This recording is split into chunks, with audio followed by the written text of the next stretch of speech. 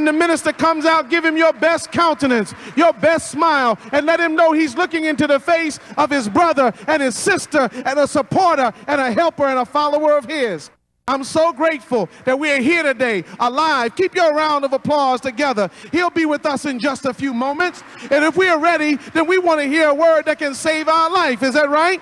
Don't miss 1 ounce. Don't miss one sound. Don't miss one syllable. As the Honorable Minister Louis Farrakhan prepares to come forth, keep your round of applause together. Let's move, Brother Roderick, and let's get the money and the charity and the donations as quickly as we can, because we're ready to do what we came here to do, and that is hear the word of God from the man of God in our midst today. Y'all act like y'all tired of applauding. Don't get tired. We've been struggling for 446 years in the wilderness of North America. We ain't tired of applauding. We tired of being a slave, a shine, a ham bone, a mammy. And here he is, the Honorable Minister Louis Farrakhan. Allahu Akbar. Allahu Akbar. Allahu Akbar. Allahu Akbar. Allahu Akbar. The Honorable Minister Louis Farrakhan.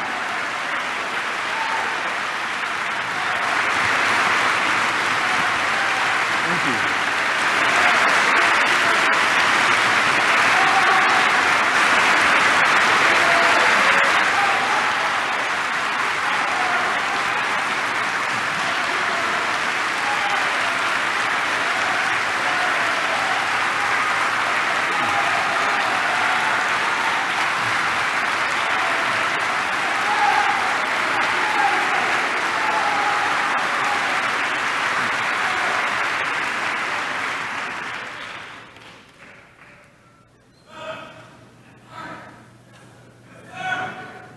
In the name of Allah, the Beneficent, the Merciful,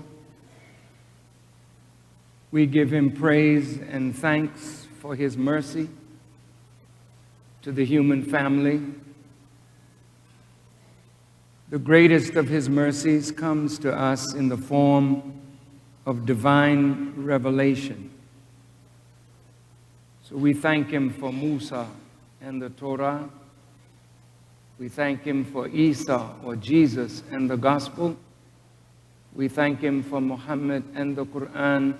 Peace be upon these worthy servants of Allah. I am a student of the Most Honorable Elijah Muhammad, and I could never, ever thank Allah enough for His intervention in our affairs, in the person of Master W. Farad Muhammad, who came among us and searched among us for one upon whom He could lay a weighty word and a mighty responsibility. That one that He found, and that one that He trained, and that one that He guided is the Honorable Elijah Muhammad. I greet all of you, my dear brothers and sisters, with the greeting words of peace. Assalamu alaikum. First, let me say how thankful I am to Allah for the privilege of being in your midst once again,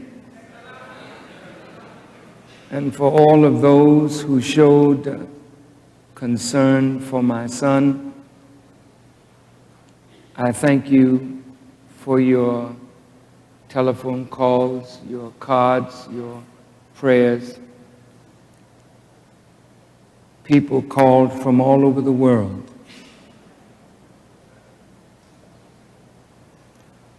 Allah must have something for that boy to do.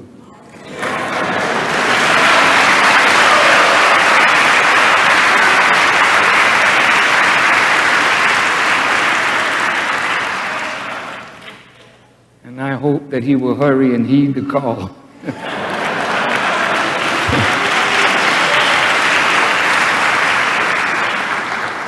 And help his father, because I really need help. and the best of health. This is a very brilliant young man. He's exceedingly, exceedingly smart.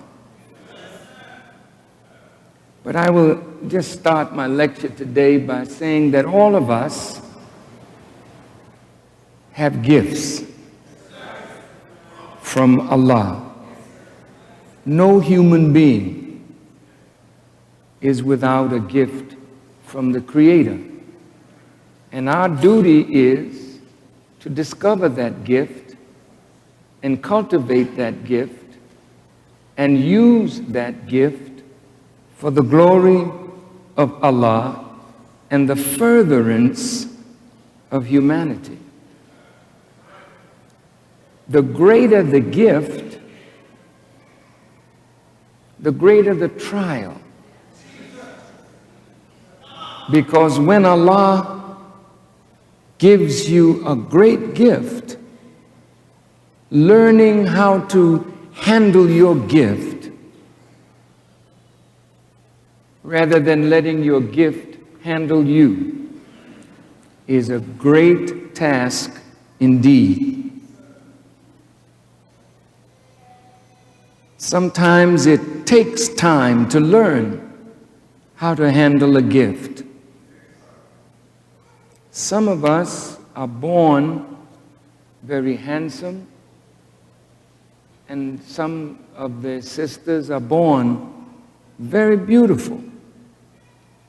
That's a gift. You must not let your gift handle you. Because handsome men and beautiful women in a world like this are tried severely, as well as very talented men and women, very especially gifted men and women. Our gift could become an albatross around our necks. The greatest of gifts is the gift of prophecy. When God raises a human being to that level that he's entrusted with the word of Allah, that gift puts the prophet or the messenger in a great period of trial, because the word is so powerful, it attracts people to you. You become like a magnet. Some people are good, some people not so good. Some people sincere, some people not so sincere. But that gift becomes your trial.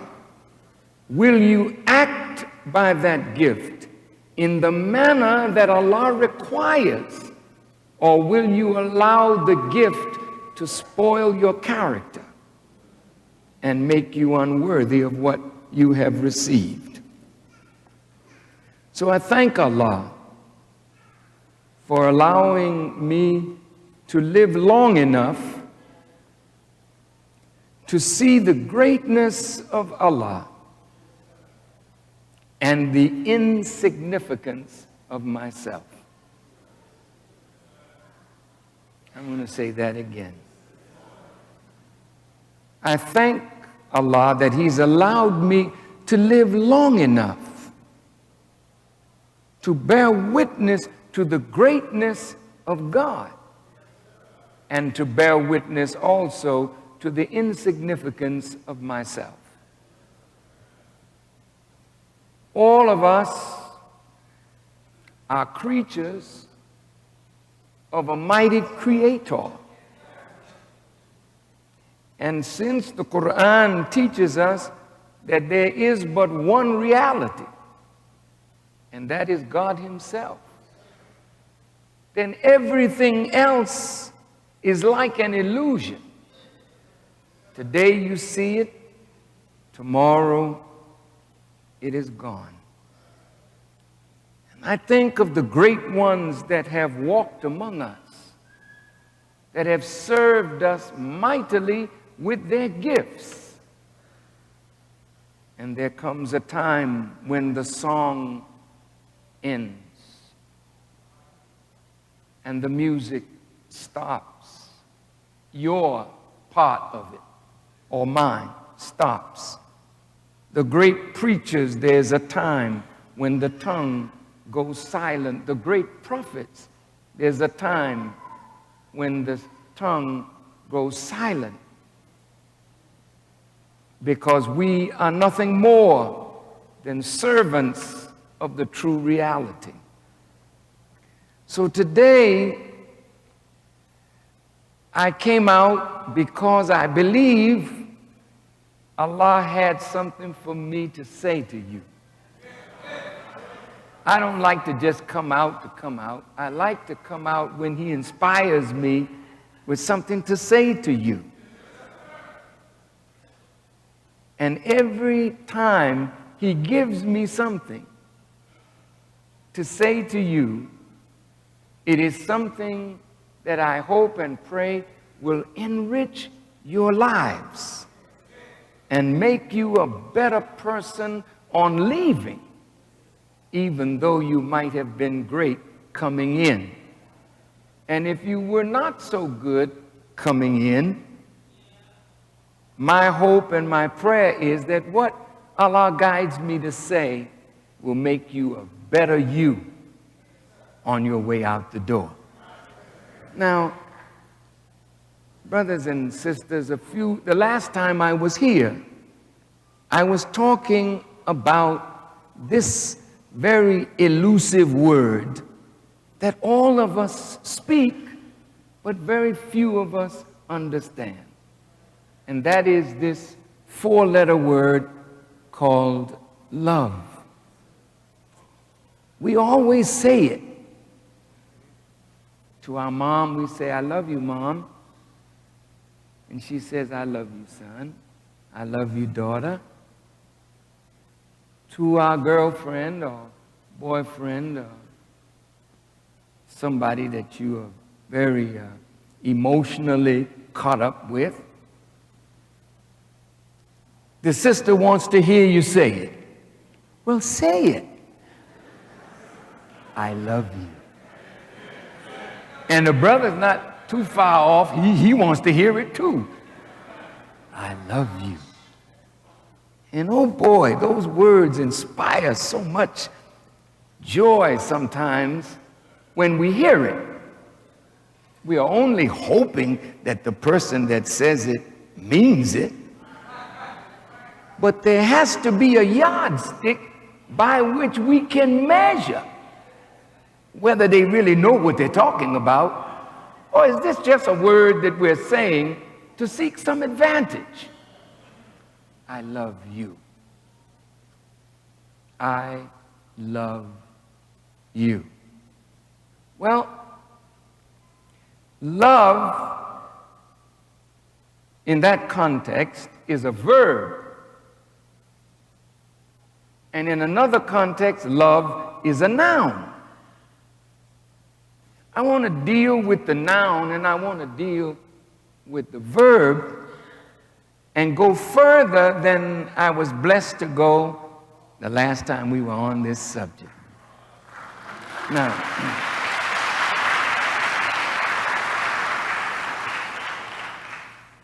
the Bible, the New Testament, is called the Testament of love. Because Jesus and the apostles talk so much about love. Loving God, as I said, with all your heart, soul, mind, and strength. And the second commandment is like unto it, love your neighbor as yourself. But then as we plumbed those words, we found out that maybe our love was quite tainted. Because you can't love me any more than you love yourself. You may say you do, but that's a lie. and we should not be lying. I love you more than I love myself.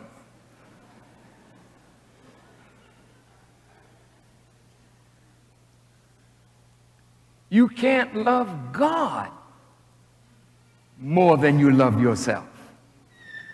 So you have to be very pleased with you in order to be pleased with Him who created you. If you are dissatisfied with you, how can you be satisfied with God? You say, I wish I was born white because I hate the fact that I'm black. Because black people catch so much strife in a world like this. Well, if you don't appreciate being black, how could you appreciate the Creator who created you black? You must have some anger toward Him and love your neighbor as yourself. Is this why there's so many drive-by shootings and accidental killings of our children? A little boy sitting in his living room drawing, 10 years old, and a bullet comes through the window and kills the young man. How could this love that Christians talk about so much be real if we don't show love for one another? So my thought was that maybe we're talking something that we just don't quite understand. So today, I'd like to try to give us some understanding of the word first. Can we use the blackboard for a minute, please? Or it's the whiteboard with black chalk. Now, when I was with the Honorable Elijah Muhammad, I used to talk about love all the time. And one day he just got tired of me. And in a stern voice he said, brother, what is the meaning of that word? And I gave him some silly definition that I got from Mr. Webster. And he showed me a little disgust and said, he said, oh, brother, that's not love.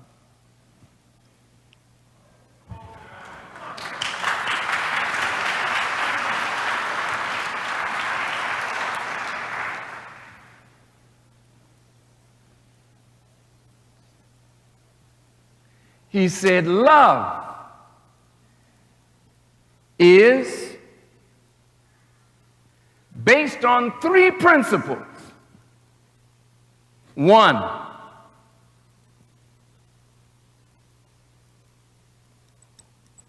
freedom. Two, justice. Three, equality. He said these three principles are the principles that undergird love, and these three principles are the essential of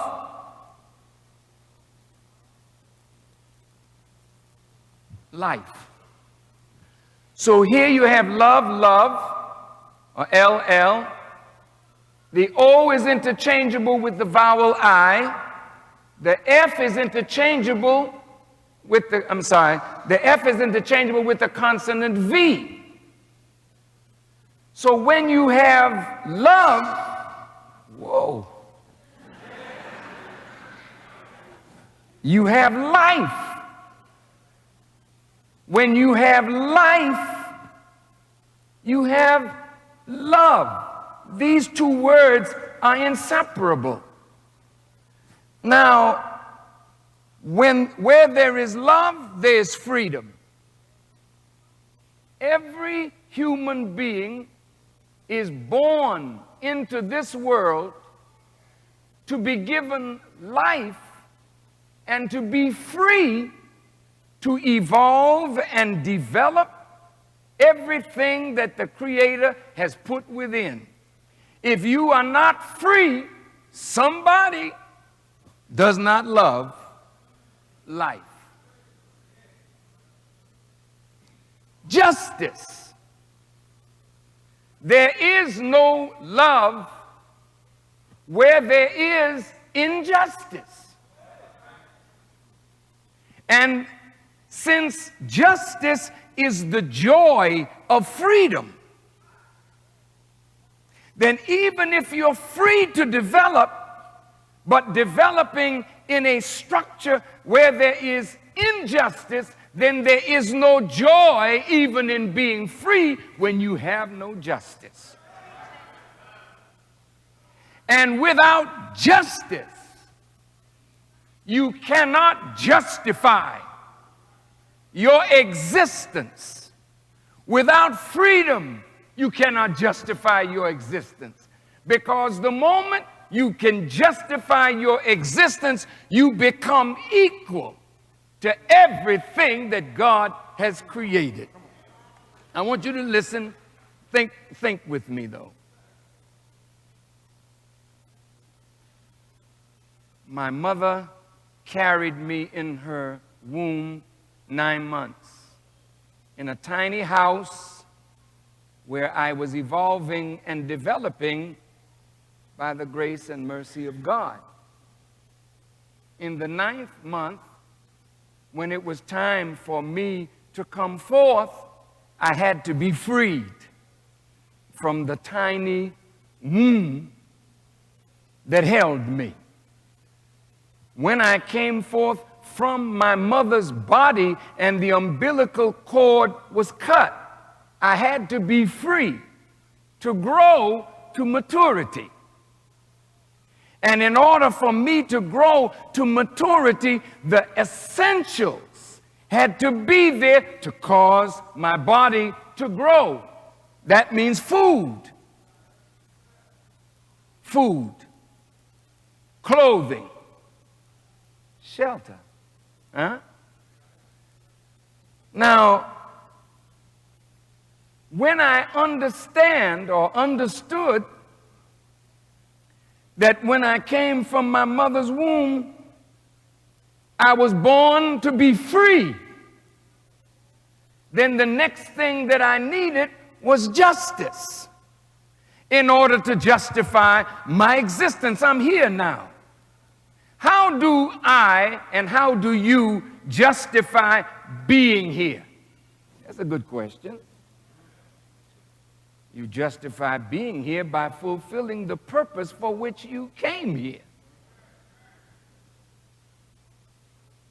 Have you ever seen any creature other than the human that is not what God created it to be? Every creature justifies itself. The ant is not trying to be a bee. The ant is very happy being an ant. The bee is very happy being a bee. The flea is being a flea. The sun is the sun, the moon, the stars, but what are we?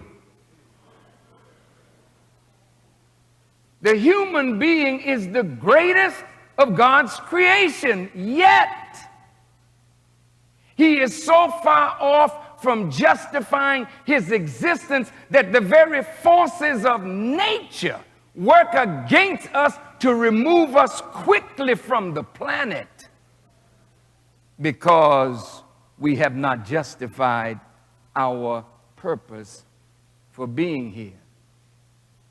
Well, it seems to me that as I watch insect life, animal life, the life of birds and beasts, it seems to me that they're born instinctively knowing what they have to do to justify themselves. I have some geese on the farm, and we had 2 little goslings that came here a few weeks ago, and I watched them stick right close to their mom and walk right behind them, and I watched the geese get in a circle to protect the little goslings. I said, this is interesting. But unfortunately, we couldn't get our hands on the little goslings to put them in a safe place, because nature is constructed by Allah that life feeds on life. So in the pond where the geese like to swim, there's some big turtles in the pond. Well, the geese is not mindful of the turtle, so when the little baby gosling is swimming, the turtle reaches up, pulls it down, and has a meal. Then we have foxes, and we have raccoons. And I watch how, if the mother is not wise in protecting what she just brought into existence, the force of death will overtake the force of life. Isn't that interesting? Now, what has that got to do with you? A lot, a lot, a lot. Now, in this subject on love, this love is a noun. But the love that's a verb has to involve these principles. But the way it is put in the Holy Quran is a lot different from these principles. Hear me. When we say, I love you, okay? You would think that if the Bible, New Testament, is the testament of love, and the Holy Quran is the final revelation to humanity before the judgment of the world, that love should be all in the Holy Quran. It is, but not under that word. When you study the Quran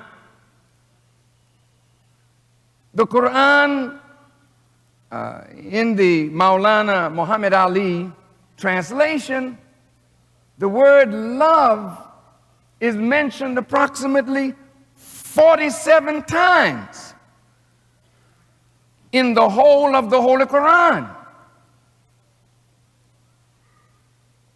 The word loves is mentioned a total of 44 times. And the word loved is mentioned 2 times. So how is this such an important principle? And it's not mentioned in the final revelation that God sent down in that name, love. But it's all throughout the book, but it's under a different name. And that name will help us to understand whether we do or do not love. And the word that I'm talking about is a word called duty. While the word love is mentioned 44 times, or 47 times, pardon me, the word duty is mentioned 190 times. So, then, how then can you say you love and be careless of a duty? I'll go back over here now. Now,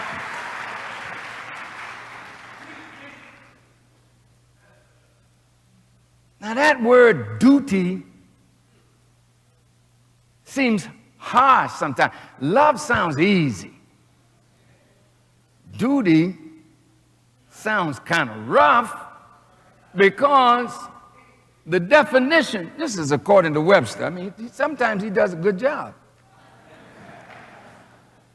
Webster says, duty is an act or a course of action. Action. I love, I ain't doing nothing. So duty is a course of action that is required of one by position, social custom, law, or religion. Duty is an action required.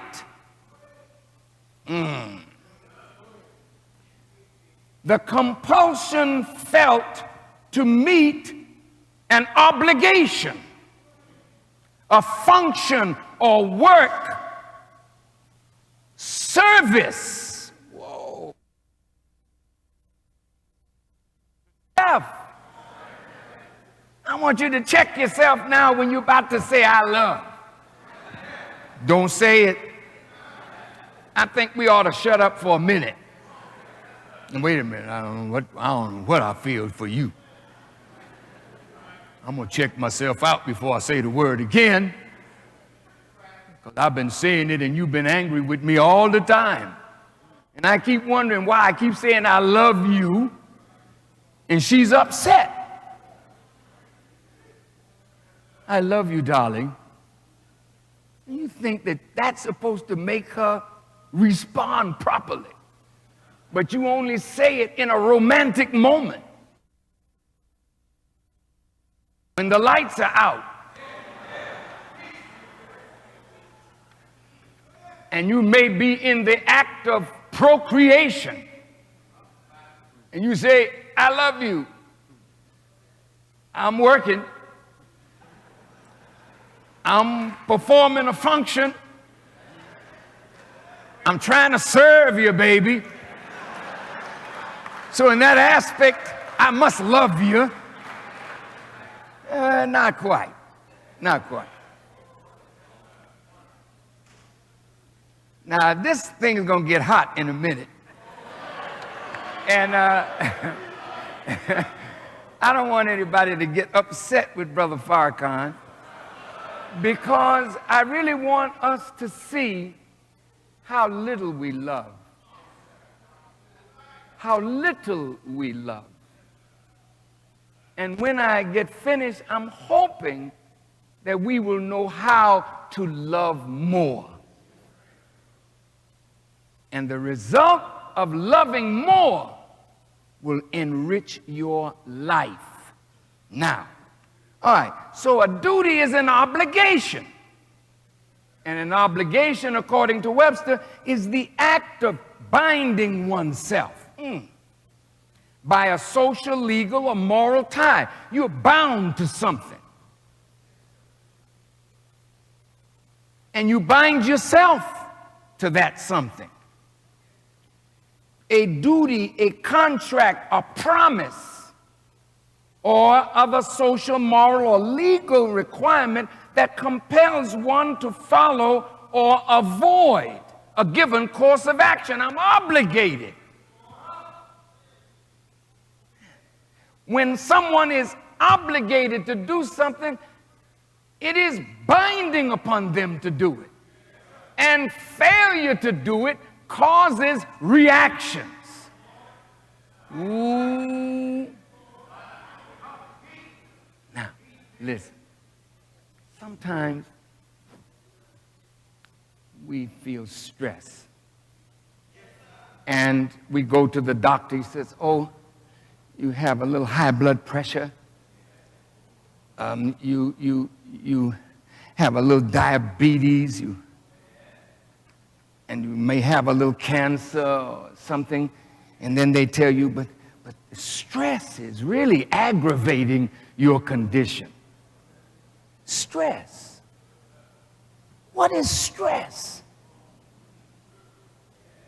It is a burden on the mind because of failure to observe a duty or fulfill an obligation. Anytime you are obligated to do something and you don't do it, there's a consequence. Whether you know it or not, the consequence is a burden on your mind that reflects itself in your physical, biological functioning. Now,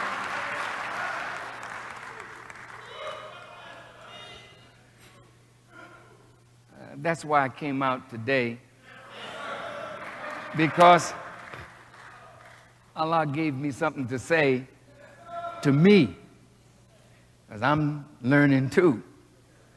As I teach you, it's not that I'm, so grand that I'm not learning as I teach. As the word goes out, I get it, and then I look at it and say, ooh, I got some work to do. So I don't think any of us should feel so grand in our life position, because our life position may earn us an image that we are far away from in reality, because of failure of duty and obligation. So your blood pressure is all up because the rent is due. Stress because you went on the gambling boat.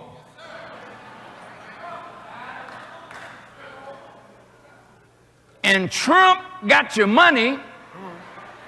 Now the landlord is coming to evict you. Stress.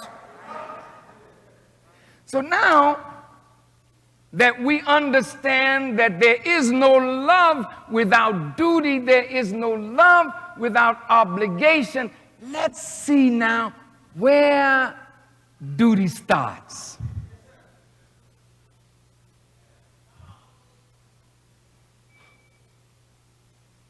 In the 4th surah of the Holy Quran, Allah says, "O people, keep your duty to Allah as it ought to be kept." Boy, now that appears over and over and over again. And when you keep your duty, it is demonstrative of your love. Let me read you something. Everybody all right? Yeah, see, you look like you're thinking. Look at this from the Quran. It is not righteousness that you turn your faces toward the east and the west. Righteous is the one who believes in Allah and the last day and the angels and the book and the prophet, and gives away wealth out of love for him to the near of kin and the orphans and the needy and the wayfarer and to those who ask, and to set a slave free, and keeps up prayer and pays the poor rate, and the performance of their promise when they make a promise, and the patient in distress and affliction and in the time of conflict. These are they who are truthful, and these are they who keep their duty. So you and I cannot say that we love God if we are not mindful of our duty first and foremost to God. Now, beloved brothers and sisters, if you reason with me, when you think about the Creator and what He has given us, how we are blessed to think about our being formed in the darkness of our mother's wombs. In God is there His intelligence in the life germ and the ovum, giving us brains to think. That's a heavy gift. Eyes to see, ears to hear, tongue to speak, lungs to breathe, kidney, liver, pancreas to purify, the blood, stomach to hold the food and distribute the food in a just way to the organs that require it based on good diet. The intestines, the skeletal function, the muscular function, the nervous system. These are wonderful gifts that are matchless. You like people who give you gifts, right? You give deference to somebody who gives you a gift. Somebody buy you a beautiful Rolls Royce. You say, whoa, they really love me. So, how do you act? Oh man, that's my man. In the language of the street, that's my dog, that's my dog. Gave me a great automobile. He gave me this, he gave me that. But can any giver equal what the Creator has given you? Then your duty to the Creator is first and foremost, because you are born into the world in debt to the Creator, a debt that you can never, ever pay. So all the Creator requires as your duty to Him is to believe in Him. That's all. Believe in me. Set up no rival or partner with me. Believe in the last day, the day of judgment, that no matter who escapes the law of man, no one escapes the law of God. No one, no one. In Western jurisprudence, you hire a lawyer and you've murdered somebody. You were selling drugs. You were doing something wrong. It's the lawyer's duty to lie, to find a scheme, a way of getting you off, even knowing that you are guilty. And if you got enough money to pay for the high-powered lawyer, you might get away with murder in man's law.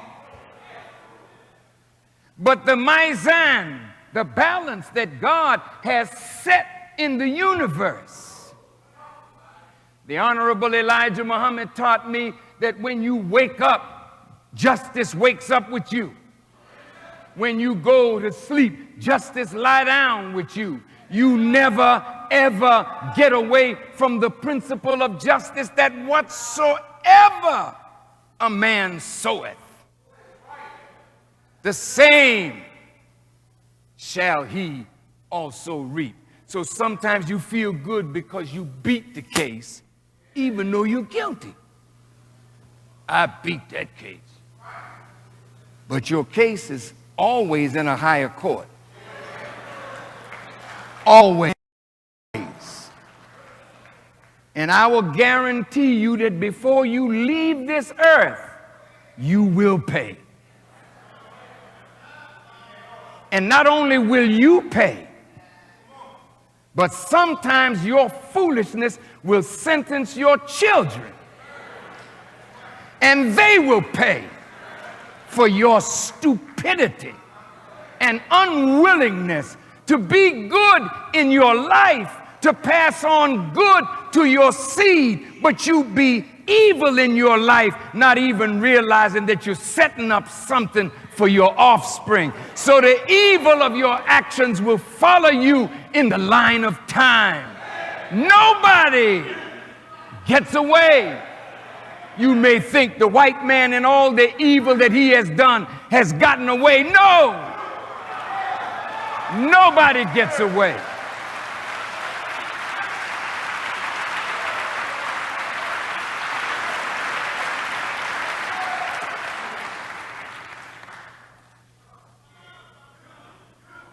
And you may think that we have gotten away with our foolishness.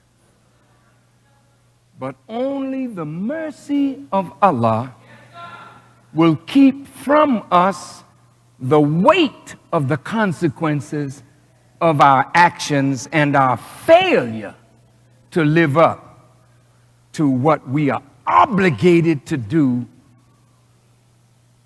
to justify our presence.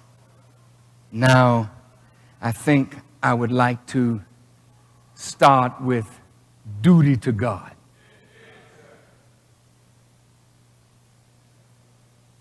Now, he doesn't require much, you know.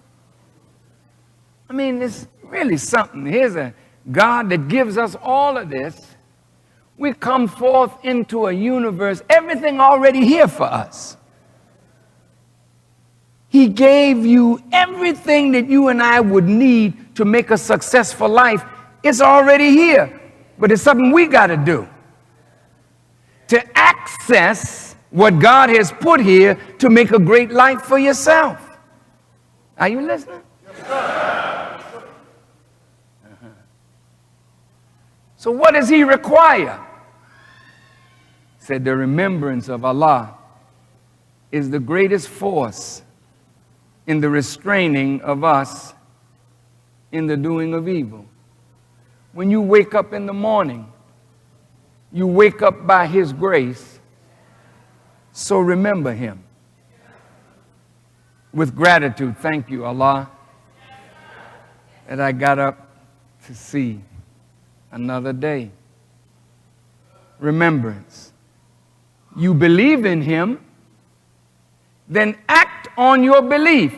If you believe in Allah and the last day, meaning a time when the world, its systems, and the people and nations and governments in that world will be judged. Do you believe that? Yeah? You do? I don't think so. Because if we really believe that there is such a thing as a day of requital, a day of judgment, we would be more mindful of the words that come out of our mouths, and we would be more mindful of the deeds we do with our hands. We lie so easily, and we think there's no consequence for that. Sometimes we exaggerate. But even an exaggeration is false. It's a consequence. Mistreating a fellow human being. Well, there's a consequence if you mistreat yourself. So after your duty to God, as a baby would say, we'll start with the children. You don't know God except by mom teaching you about the Creator and you raising questions, because the God that we know is mama. That's how you say God in baby language. Right? If you want to petition God, you say, "Oh Allah, oh God, Ya Allah." Right? When you're a baby, you don't petition Allah. You say, "Ma, Mama, Dada." Why are you calling on them? Because they are here with a duty to suffice your need. Oh boy. So look, Mom, you're not just a mother because you had sex with a man and you had a child. Once you have a child, you have a moral obligation that's binding on you to perform your duty to what you brought into this world. That you brought into this world has needs that have to be met, and it is the duty of a mother, the duty of a father to meet the obligation. And if you don't meet that obligation, stress builds up in the family. And stress builds up in your head. And later in life, your children will remind you of your failure. They'll come against you because you failed in your duty. As you mature, brothers, you can't say you love Allah and don't love yourself enough to perform the duty that is required to yourself. Oh, okay, now what is the duty that I'm required to do? Well, we already know what our duty is to God, but you also have a duty to yourself. Well, what is my duty to myself? Well, I'm a human. And I'm made in the image and the likeness of God, according to the Bible. And according to the Quran, I am the vicegerent of God. I am responsible for God's work on earth. I got a duty to myself. He introduces himself to us in the Quran. Alif Lam Mim. And some of the scholars translated, although this is not an accurate translation of these letters, they say it means, I, Allah, am the best knower. Well, then how can you be a servant of God and not be a seeker after knowledge? Come on now. I'm not saying that you should spend your time looking at how the world turns.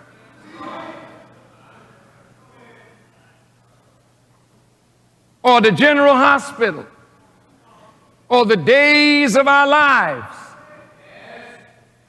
You have a duty to yourself to grow in knowledge, because it is only knowledge that separates the animal instinct of the human being and grows us into human beings that can reflect the divine attributes of God.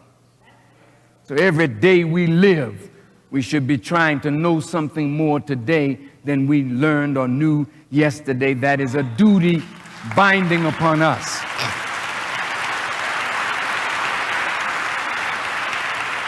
So whether you go to school or not, the Quran was revealed to Prophet Muhammad, and the words were Iqra, read. And I noticed the word read came before the word pray. Because the more you read and know about Allah and your relationship to Allah, the more dutiful you will be toward Allah and toward yourself. Am I making sense? Okay, let's go a step further. This is a beautiful body that he gave us. This is a magnificent construction, isn't it? What is your duty to yourself? Your duty is not to hang out in Wendy's, McDonald's, Burger King, Popeye, Church's Chicken. Your duty to yourself is to feed yourself the best of what the earth provides to give you the nourishment to keep this body alive. And that determines how much you love you. If I love me, then I'm going to feed me properly. And I'm going to have me a woman that will feed me properly. Isn't that right? That's your duty.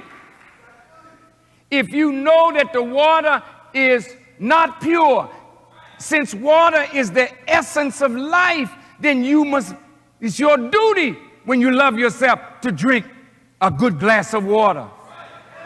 That's your duty.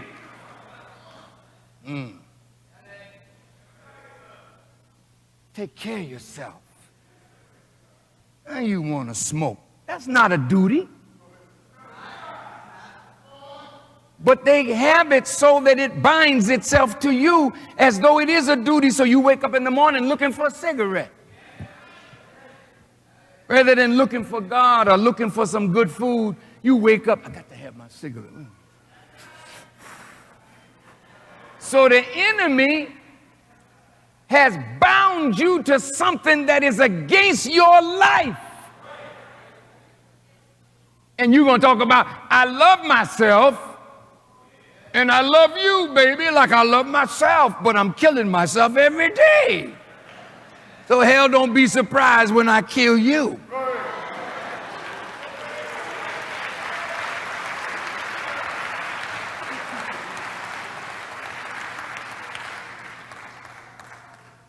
Duty is the demonstration of the degree of your love.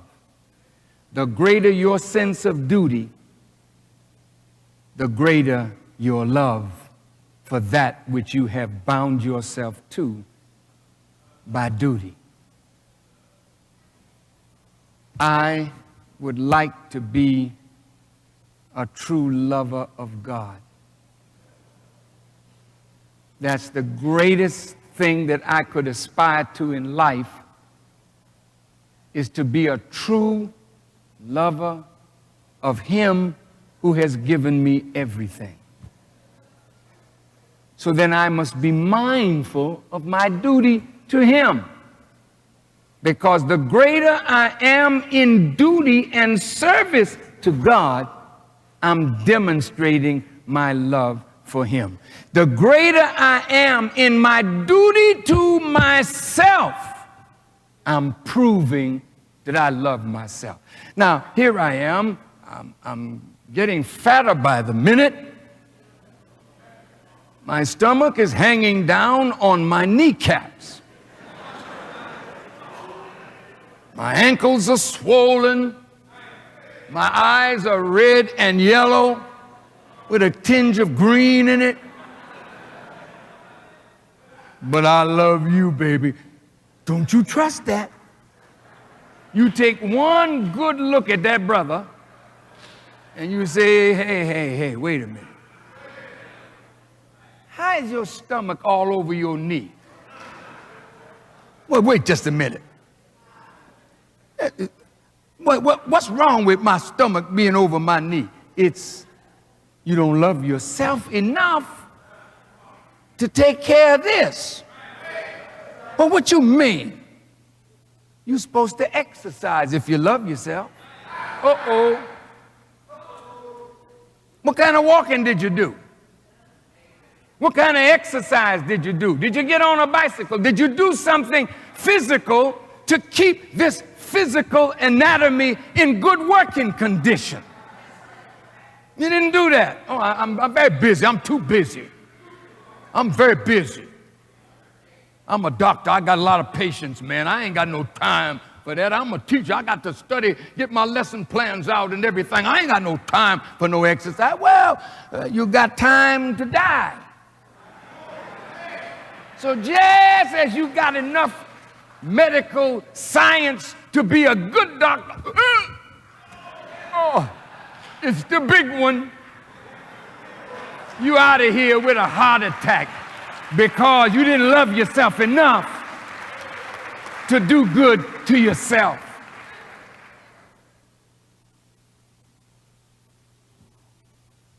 I want you to follow this now. It says, when you love, you give away wealth. Out of love. That's stop. You can't love and be niggardly at the same time.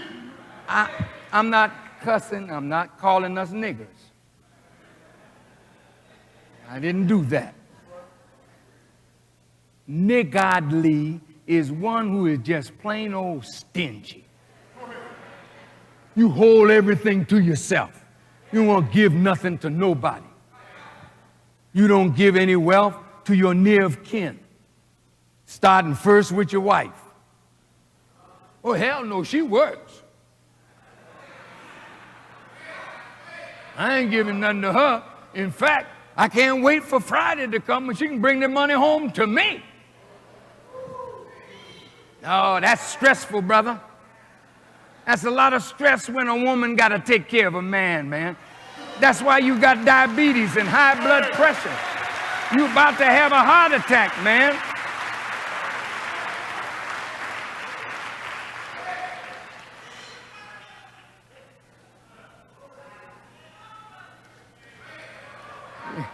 I hear the sisters crying out like I touched a nerve or something.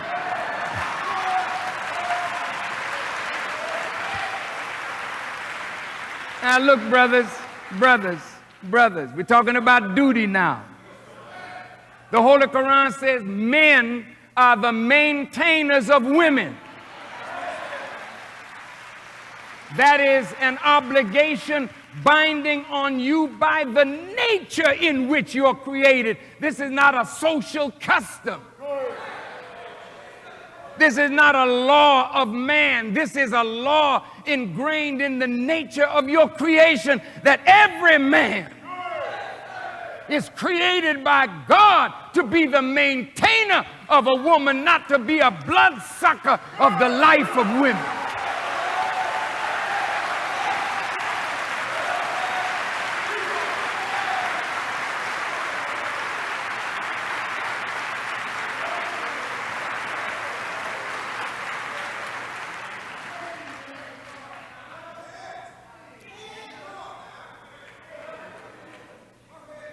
And set the slave free. You say, well, I ain't got no slave. I don't know. You might be a slave yourself. What you mean I'm a slave? Well, if the power and authority of my body is ruled over by a 3-inch white piece of paper with some tobacco in it, I'm a slave that need to be set free. I gotta have some coke, I gotta have some crack, I gotta have some liquor, I gotta have sex, I gotta have this, I gotta have that. So you're a slave to your lust and your appetites. But if you are a dutiful person, you set yourself free. Never being controlled by a woman and her beauty or the pleasure you get from her body. God did not give a woman to you to control you by her private part.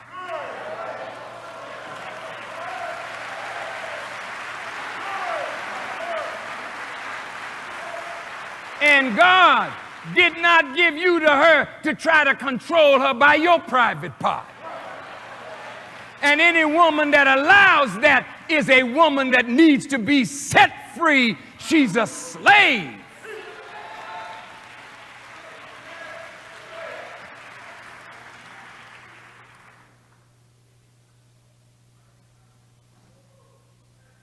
You look after the orphan and the needy. I know you don't have a lot of money, brothers and sisters, to give away.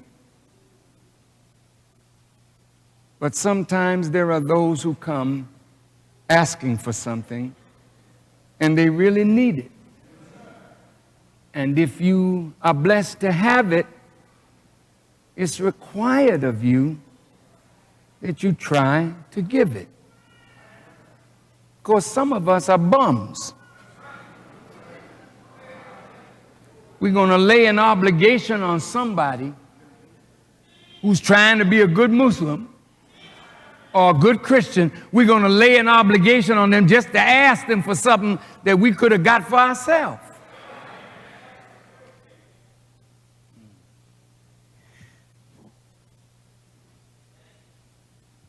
Keeping up prayer, paying the poor rate, but your duty to yourself is to perform after your promise.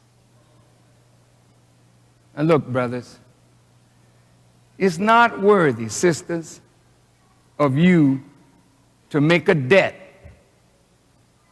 where you promise to pay and then you use every trick that you can to get out of paying a just debt.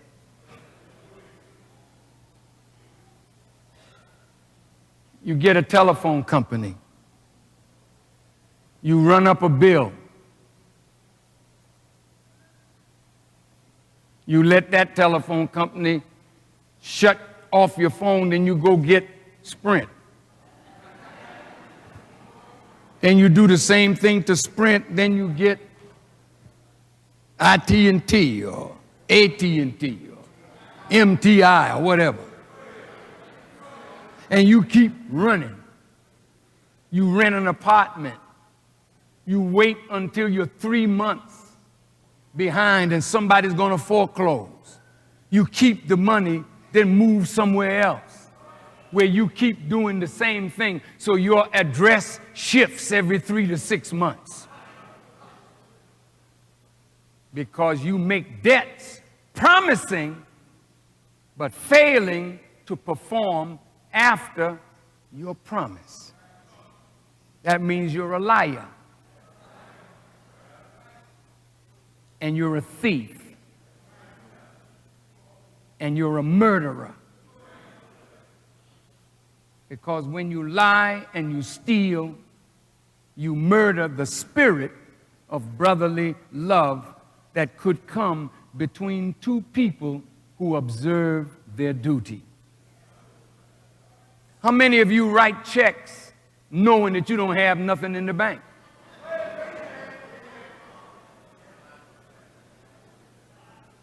Hoping, you know. Keep hope alive, my brother Jesse says.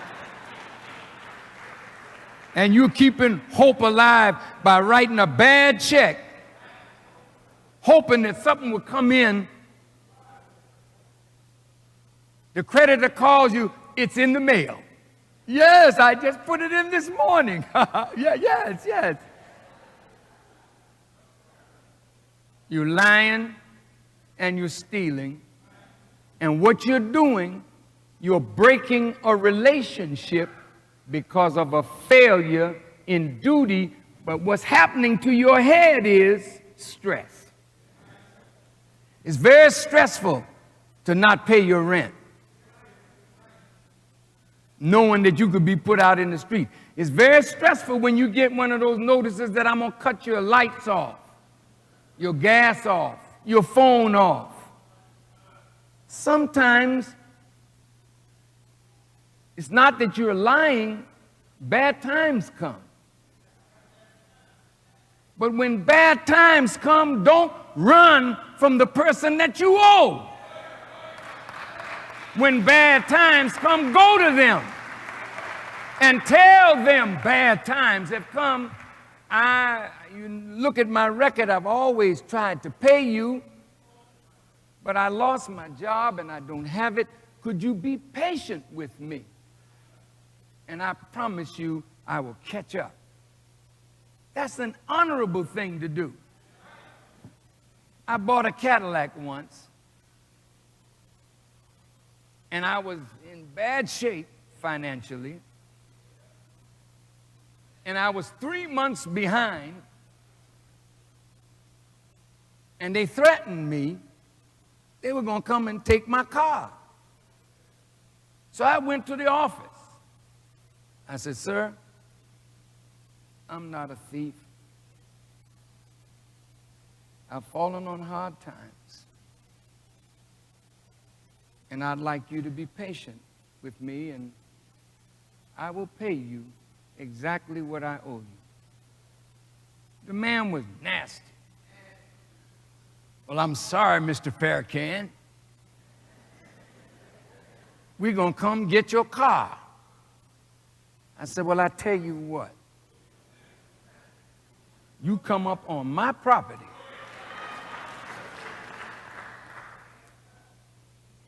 and I'll put a bullet in you. I said, I'll burn the damn car up before I let you profit from my misery. I'm not telling you to do that. Those were the days of my ignorance, and Honorable Elijah Muhammad was gone, and I had bought 2 guns, and I was not quite myself. But I meant every word I said. I'd have blowed his butt away if he come up on there to profit from my misery. Because the way they set this thing up, they set it up for you to fail. Even when you're trying, then they come and take what you have put all this equity into. And that's wrong. The society is evil. So I was going to match him. I said that was the days of my ignorance. I was living in Beverly Hills, and there was hardly any black people in that area. And the Catholic children that went to Christ the King school, I don't know where they learned this hatred of black people, but they were really hateful. So they used to throw things through my window, and they attacked my daughter-in-law who was pregnant. So that's what I did. I went and bought 2 guns, one for my wife and one for me. And the gun just wasn't my thing. I was practicing shooting, and sweat was just falling from under my armpit. Because the gun it's just not my thing, but I was going to use it. So when they throw these bottles in my window, and my granddaughter was sleeping on the floor in front of the fireplace, and a brick came and the bottle came, and my granddaughter was in a ring of glass, but no glass touched her. But I thought I would go to the police station and let them know what I was going to do. And I went to the head of that precinct. So anybody come on my property and do that, I'm going to shoot them down. They said, if you do, Mr. Farrakhan, we have to come after you. I said, well, you just have to come after me, but my word is my bond. I will shoot the first one to come up on my property to do that. I said, you all know how to make examples of little black children, but you don't know how to make examples of your own, so I'll help you out. I'll make an example.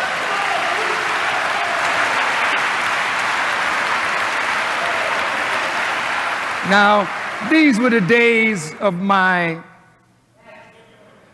insanity. But I was very sane. There was a principle I was dealing with. And I would have carried it out. And they knew that if I come to the police station to tell them that I was going to shoot, then I'm giving you warning. You better go tell your little children that you don't want to correct. Don't come up on that crazy man's property.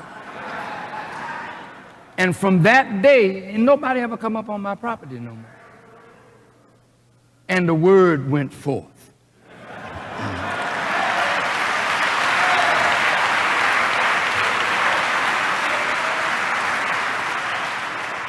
But the word I'm saying to you and me is, if you really want good relationships with people, your word has to mean something. Don't ever write a check and you don't have no money. Tell the person, I'm not able to do it right now, but within a week or two, I believe I'll be able to do it. But I don't wish to lie to you and tell you it's in the mail or write you a bad check. I have never written a bad check in my life.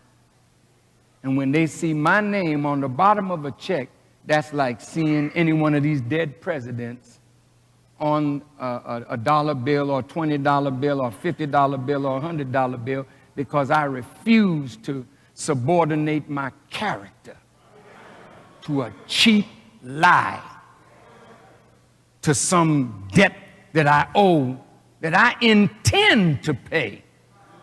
But you're not going to cheapen my character to force me to lie and duck and dodge. I am a man, and I will not run from that which I owe. And that is the way you should be. Duty. Now, brothers, I told you what your duty is to yourself, right? Sisters, you have that same duty to yourself. Be good to yourself. Show that you love yourself. Eat well, but not so much that you eat yourself into bad health. Please, sisters, if you know you are a little overweight, don't kill yourself to take these crash diets and end up losing the weight, then gaining it back even more than you had before. Stop. It didn't come on in an instant. Know that it won't leave in an instant. Take your time. Watch your calories. Be good to yourself. And every day do some form of exercise. That's showing love for you. Even if you don't have a man to love you, show that you love God and that you love yourself. And if you really show that you love yourself, you're not going to settle for no man with a rap that can't follow through. Do you follow me, sisters? You owe this to yourself. All right, now it's time to get married. Okay? Brothers, we should be getting married. See, that's a duty, man.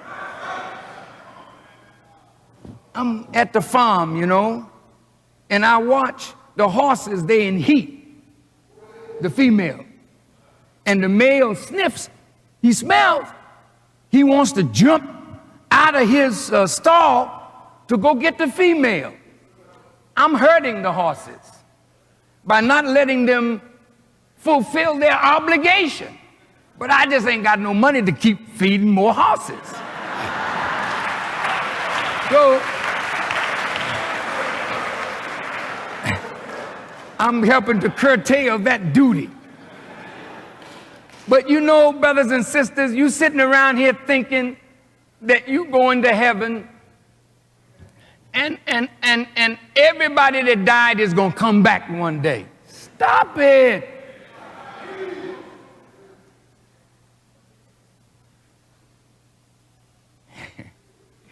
Look. Excuse me for leaning over, but it's just a fireside chat. But look.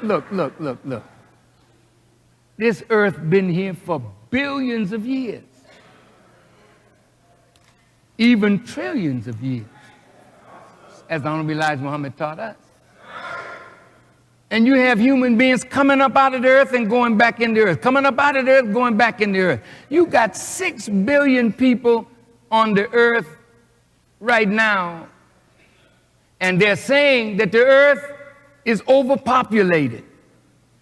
So they tell the Chinese, you can only have one child. If you have more than one, you're penalized.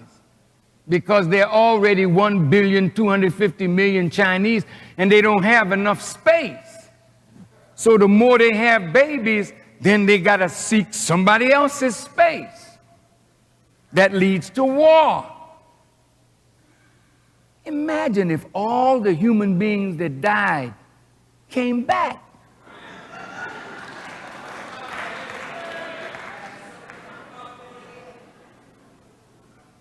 Where would they stand? There's only 57,255,000 square miles of land, and each body is composed of the earth. Well, if all the billions and trillions that died came back, there wouldn't be no earth.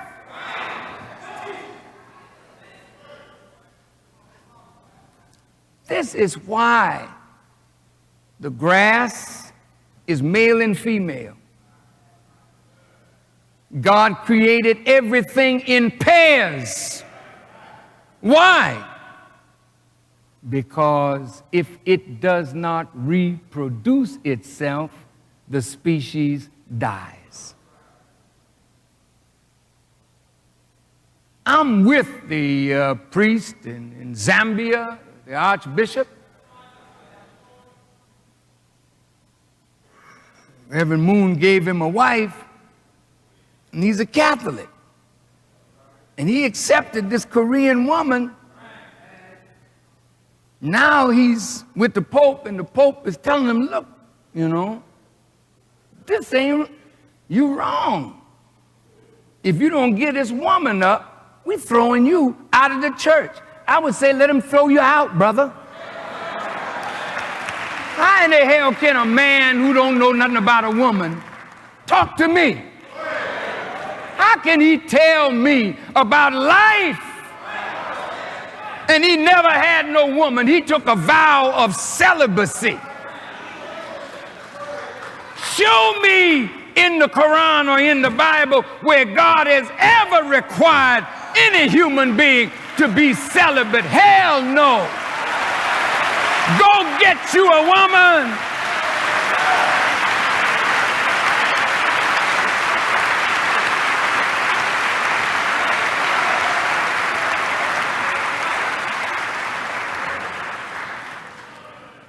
Excuse me, I got a little carried away. But I think there will be revolt in the church because these priests should not have to be guilty of fondling little boys and sneaking around with Mother Superior. I'm not trying to be vile or vulgar, but that is something that came from the papacy, but not from God.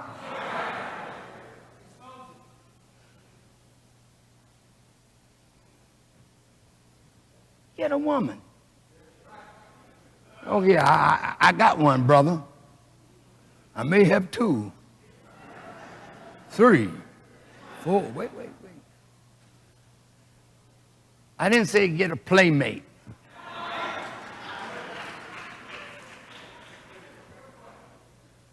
A woman is not a plaything. And you should have more self-respect than to allow yourself to be a plaything for any man that can't do nothing for you. He's already married and he's promising you. Well, check out how he's treating wife number 1. Then you got an idea of what your lot will be like.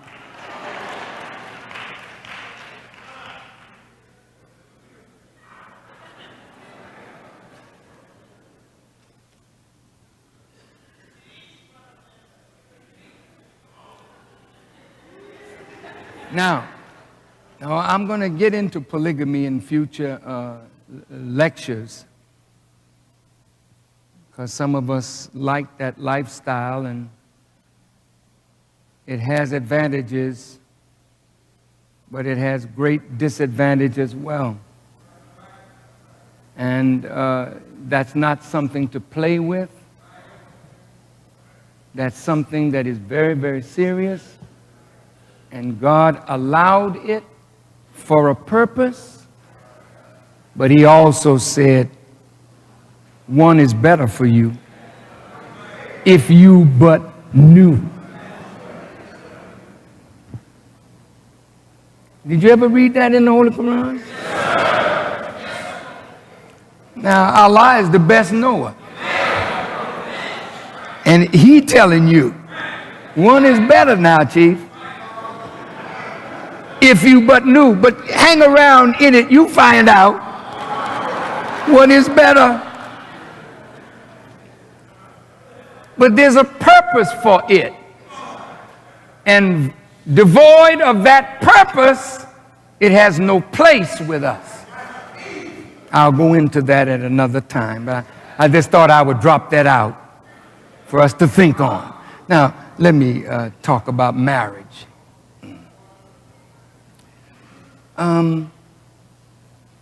There's a lot of this marriage going on as legal fornication. See, when you become a Muslim, you are forbidden to fornicate. You don't go around sampling the sisters like cookies or donuts in a donut and cookie shop. And sisters, you're not a piece of meat that's in a showcase and the man is out there looking to buy the meat and you have to take it out the showcase and show the person, let me see the meat. Looks pretty good. That's why in Islam, we require the woman to cover herself. It's not that we're imposing something on you that is ugly, because you are holy women, whether you act that way or not. You are from a holy people. And back in Africa, and especially in the lands of the prophets, where our fathers came from, we never wore no such thing as a miniskirt. We never dressed to entice men. We dressed in a manner that a man never gets acquainted with your body. He gets acquainted with your mind and you. But if you offer him your body before he gets acquainted with your mind, then he likes your body. And then you lose it through pregnancy or just getting old. And gravity hits certain parts and they start falling. Maybe you'll find him at the next door neighbor's house. Sisters, the man should love you for you, not for your hips, the beauty of your legs or bosom, not even for the beauty of your face, because if he loves you for that, I'm sure there's another woman somewhere equal to you in beauty or more beautiful, and then he starts chasing beautiful women.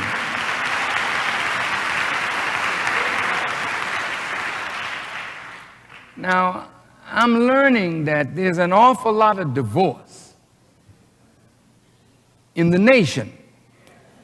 Not only the large nation called America, but the little nation that was supposed to be an example, the nation of Islam. Now, this is bothering me.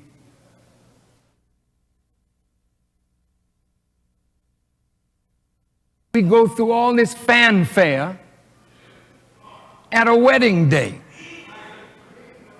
spend all this money, feed a bunch of people that don't even like you.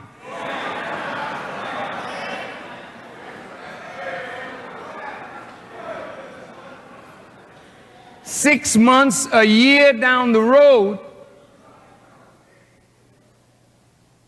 there's talk of divorce. That's very painful.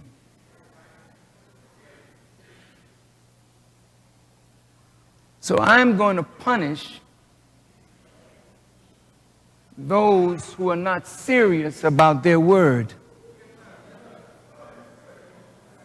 Have not you learned that your word shall be bond, regardless of whom or what? Yes, my word is bond, and bond is life. And I will give my life before my word shall fail. You give your word to God in the presence of your families and friends, and a few months down the road, you saw something in her or she saw something in you, and now you're before a judge, and there's babies in the family here that are ill affected by the stupidity of our actions. Marriage is sacred. It is not to be played with. So if you're not sure of the man, don't get involved. That's why they call it courtship.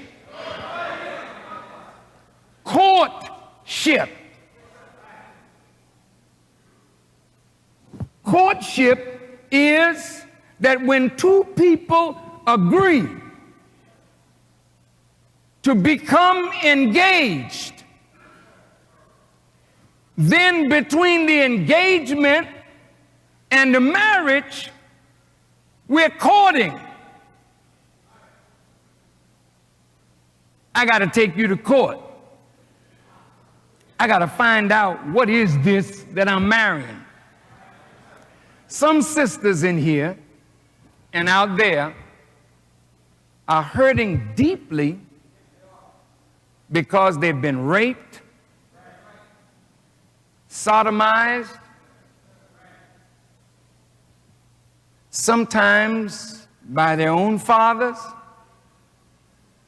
uncles, grandfathers, and the children of such are damaged, very, very damaged.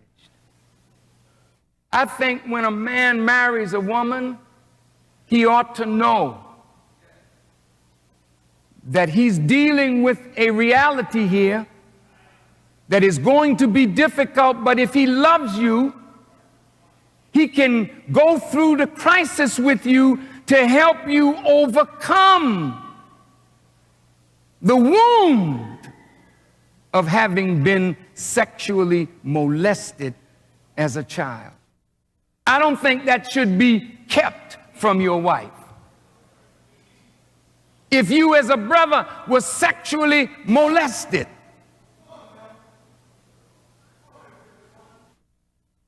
you should say something to the girl. Well, in this courtship, I think you need to know that when I was a little boy, my uncle tried to molest me. Well, he didn't try, he did molest me. I've been living with that stain, and I'm trying to overcome it, but I know that marriage is right for me, and you are right for me, but I want you to know that this is a problem in my life, and maybe together we can work it out. So there's no surprises, because mentally, a woman that has been abused like that finds it very difficult to even give herself totally to her husband. Now, the man may be there wondering, what's the matter, baby? Oh, nothing, nothing. But just leave me alone. Don't touch me. Oh, hey, wait, where'd that come from? This is real. This happens, and marriages are destroyed because we weren't truthful during the time of courtship. I have a problem, sister. I have herpes.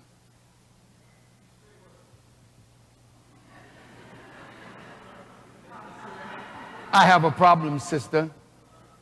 I'm HIV.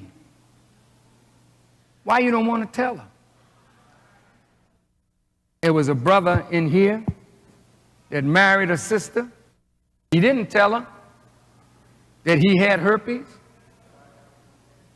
She ends up with herpes. Very upset. I put him out. I sanctioned their divorce because he was a liar. He wanted to come back. I said, when she's free of herpes, you can come back. But I never want to see him again.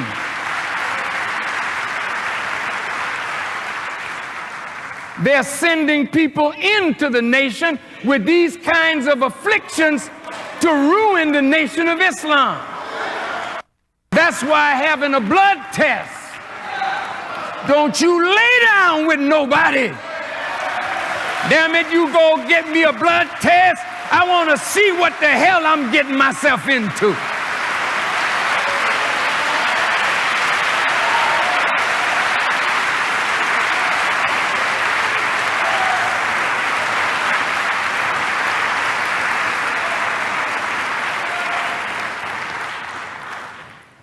Well, it's time, I guess, for me to end this lecture. But I want to end this lecture, duty of a man to a woman.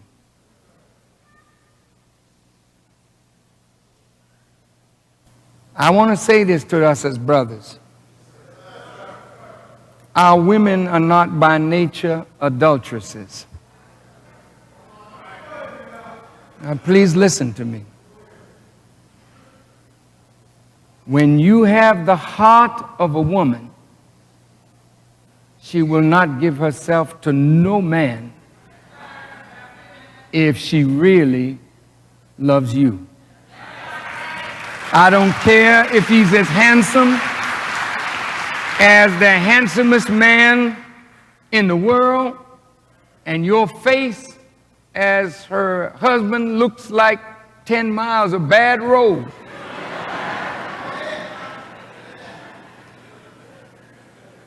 She will not lay down with another man if you have heart.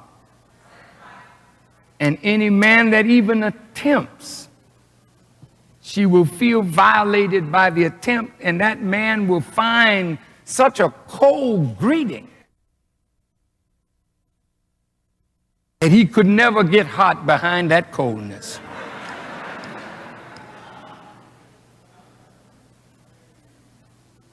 I hope you don't mind my blunt talk.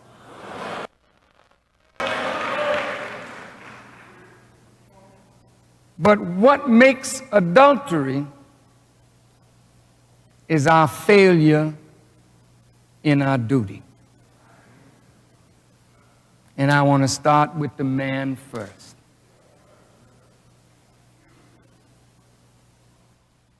Okay. One of the things that hurts any man is to find another man in his bed with his wife. Or even if she's not his wife, if she's a steady girlfriend or whatnot, and you've committed yourself in some way to that person, another man comes in between that. The passion is so great that you could kill her and him, and she could do the same. The same spirit that's in you for that is also in her too. Now, let me say something on this, wives, and I want you to pay attention to this. Brothers, the Holy Quran is a book that guides us into the nature of things, not surface knowledge, the nature. In the nature of a man, he is to be the maintainer of women. Here's a mosque. It's ours. If we own it, we have a duty to maintain it.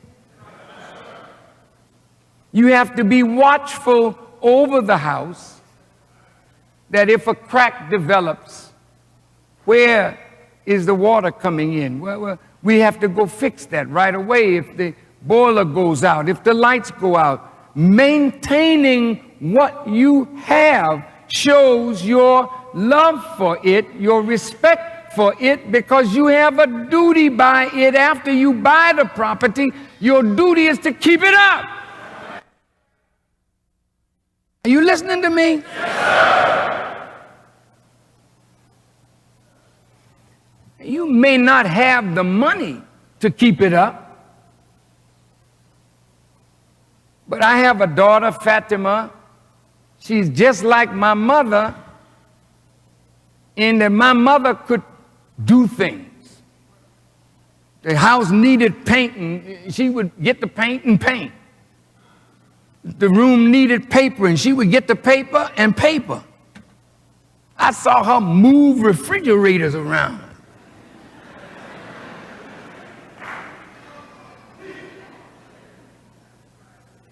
So if you don't have money to hire somebody, you have to learn how to do it yourself, but maintenance is a part of your obligation. And when you fail in your obligation and you start looking at leaks coming in the roof, the heat not acting right, that's stress, because you failed in your obligation to the property that you just purchased.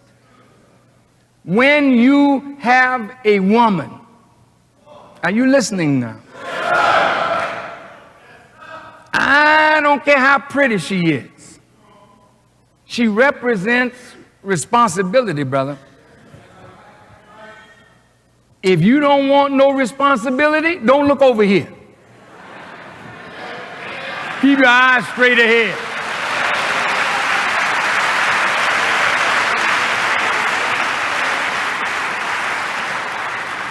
It may start off nice, but after a while, she needs something. And if you tell her, I ain't gonna do it, I ain't got it, some ugliness starts coming up. Because you had no business looking at her. Because you knew to look at her means either a nice relationship or trouble. And trouble is in the wind if you fail in your obligation. I want you to listen now. Men are the maintainers of women. What does that mean? Well, I gotta upkeep my wife. What does that mean? See, women are not the same as men. In order to really be a man, it ain't about 150 push-ups. That helps maintain your body. That's good. That's good.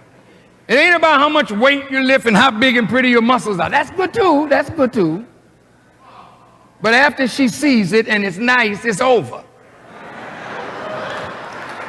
What next? Am I saying something that? Okay. Listen. I'm gonna make it plain, doctor. I got to make it plain. Now look, brothers. To maintain a woman, you have to have knowledge.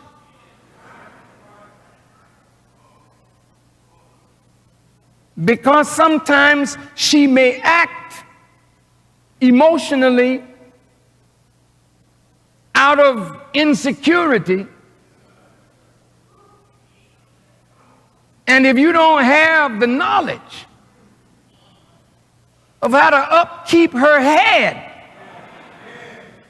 as well as her heart as maintenance, you could be a good provider. You work hard and you bring your money home, but there are times when money can't solve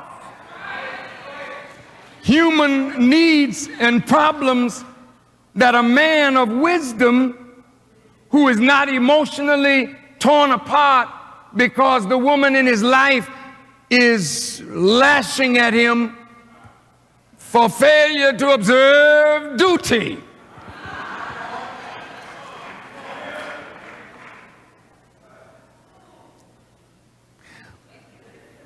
Most of our arguments are because somebody failed in a duty. Check it out. Now, as men, you know, she's created by God to be a consoler for us. We like that part.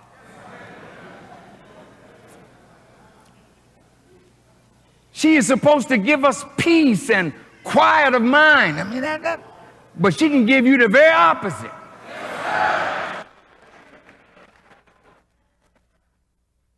Depending on how you carry out what?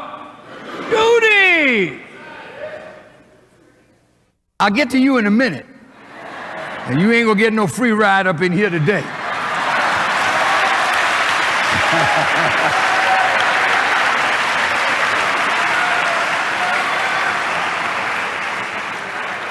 But I'm gonna start with us because that's where it starts. It starts with men. And each one of you have the capacity to be a great man. Each one of you have that capacity, and you must never think that the task is bigger than the way Allah made you. He made you and me by nature to be her maintainers, but there's something we got to do. Now, in order for me to maintain a creature, I got to know the nature of what I'm maintaining. You can't maintain a house without blueprints. You got to know where the switches are, where the pipes are, where this is. If that goes wrong, you got to know the house. Is that true? Yes. You can't maintain a woman if you don't know what a woman is.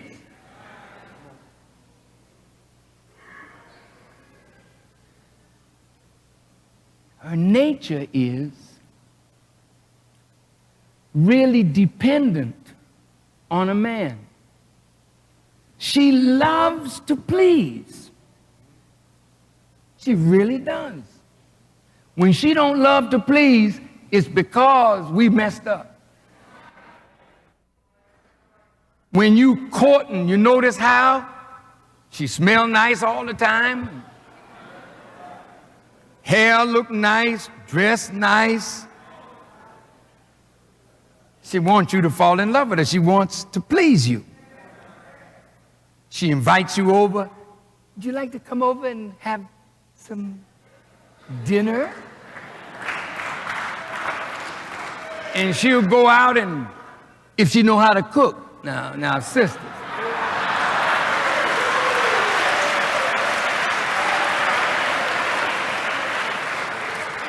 Look, I ain't marrying no woman that's marrying me to Sally Fields or what the woman name, or Burger somebody, or don't do that to me.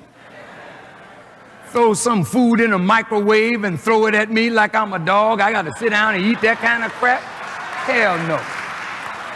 Sister, I'm sorry. I don't care what you know. You can call yourself doctor, you can call yourself lawyer, you can call yourself accountant, you can call yourself physical therapist. I don't give a damn what you call yourself. If you don't know how to keep a man and keep a home, you're going to be a sad woman with your doctor self and your lawyer self.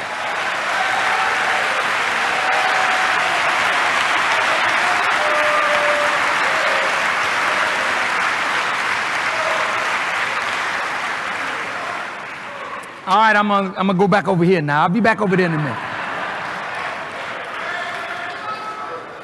We're just talking about love now and duty. And duty. To maintain a woman, what does it take? Yeah, it does take money now. If you don't have any money, brother, you need to forget her. If you don't know where money comes from, I don't care if you handsome, you will soon run out of good looks to keep her. You got to have some money. And the white man has fixed a society to limit you from having money. So the less money you have, the less you can please her. Unless you had a kind of relationship that Khadijah and I had, where she knew I didn't have no money.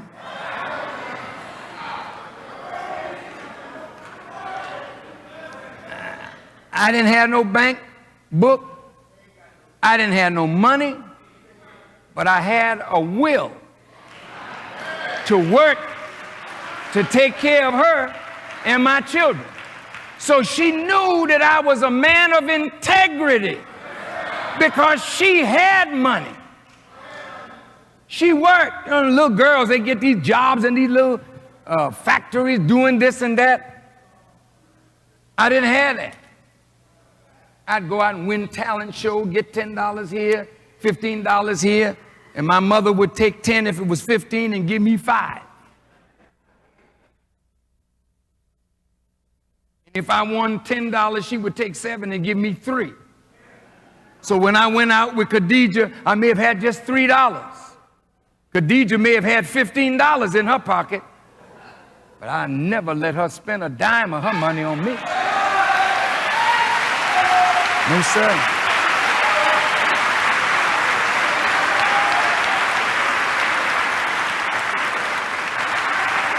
I spent my money till my money was done. And when my money was done, I would never let her do nothing for me.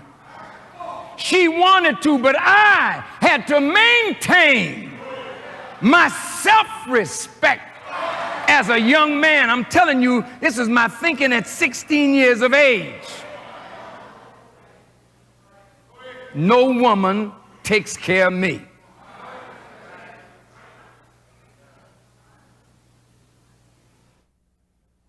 I wish you all could say that. I mean, you're in church, they say, say, you know, say. Well, I want you to say, I'm not going to let no woman take care of me once I'm a grown man. Say it.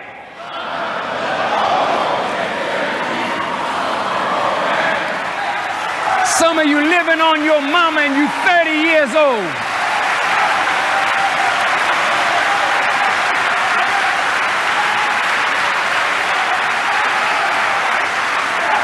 You're getting some progress over here.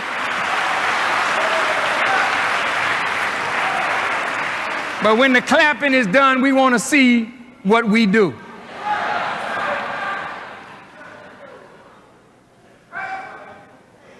Now, brothers, if the two of you are working, because sometimes it takes 2 paychecks to just observe minimum duty to your children. And sometime in this society, the woman will make more money even than the man. And the enemy does this to give her a rise over you. He's trying to break the authority line that God has set up.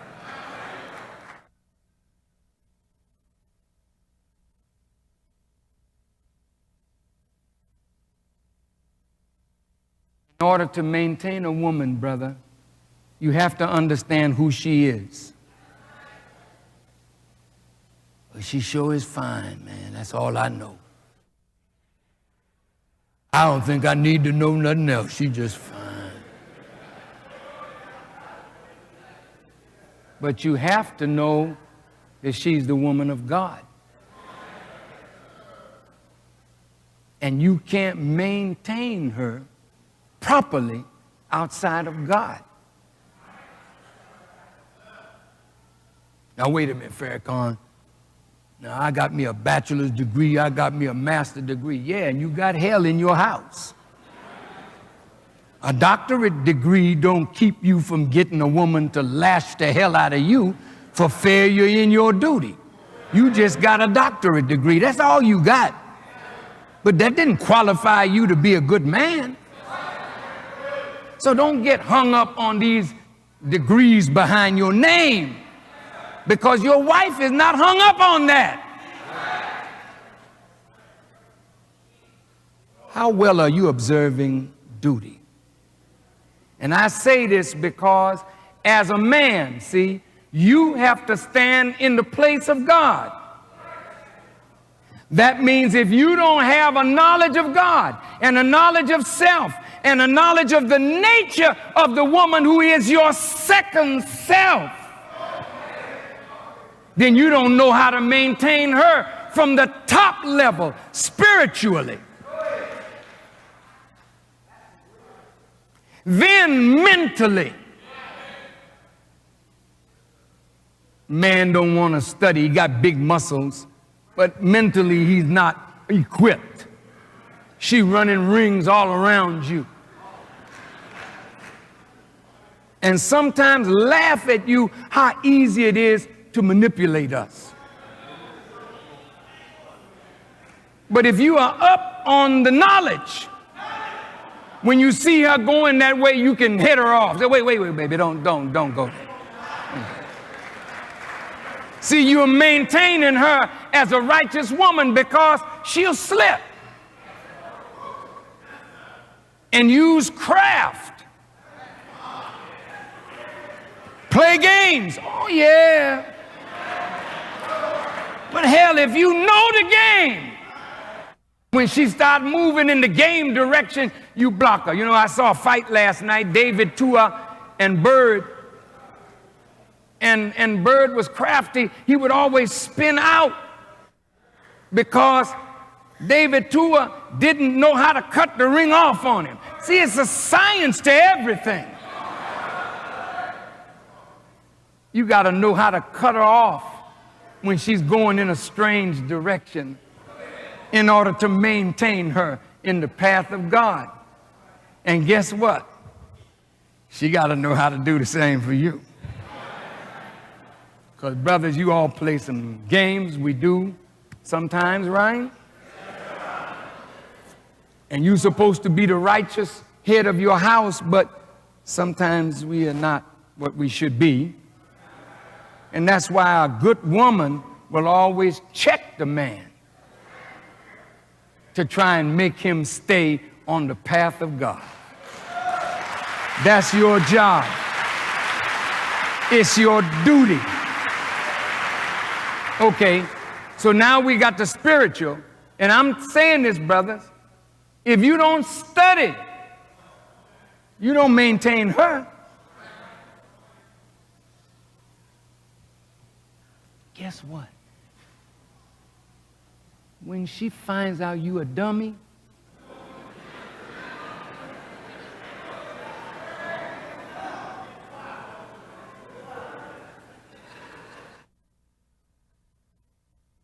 you take her to the disco.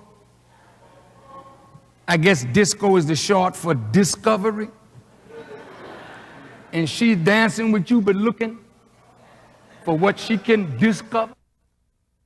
But she already found out. This dude here, man.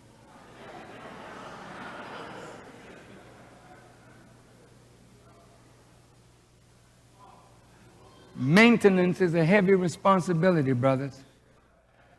And it demands for us as men to constantly be on guard in our own homes against the influence of Satan. You can't maintain your home if you don't know how to recognize the wiles of Satan. You can't maintain your wife or your children without knowledge. You cannot secure your wife or your children without knowledge. So, brothers, all of us must be seekers after knowledge. It doesn't mean you have to go tomorrow and enroll in Chicago State or Roosevelt or some university, but you have to know what books to read in order to advance yourself. And the best book I could tell you to read is the Quran. And reading the Bible helps too, because I took love from the New Testament the last time. Now I'm taking duty from the Quran to show you the synergy and how these scriptures complement each other. They're not at variance when you understand. Okay, I'm almost finished. Now, maintaining the woman means that you have a responsibility to protect her and to protect your children. But guess what?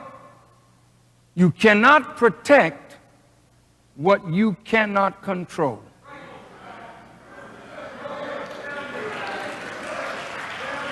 Wait now. Sisters, when I use the word control, that makes you upset sometimes because you don't want nobody to control you. But no man can protect what he cannot control. Now, you don't have to be a control freak, because she has a right to rebel against ignorance that masquerades itself in the form of a controller. See, I gotta set a balance here. Otherwise, after this lecture's over, some nut is going to go home and say, see, I got to control what's going on up in here.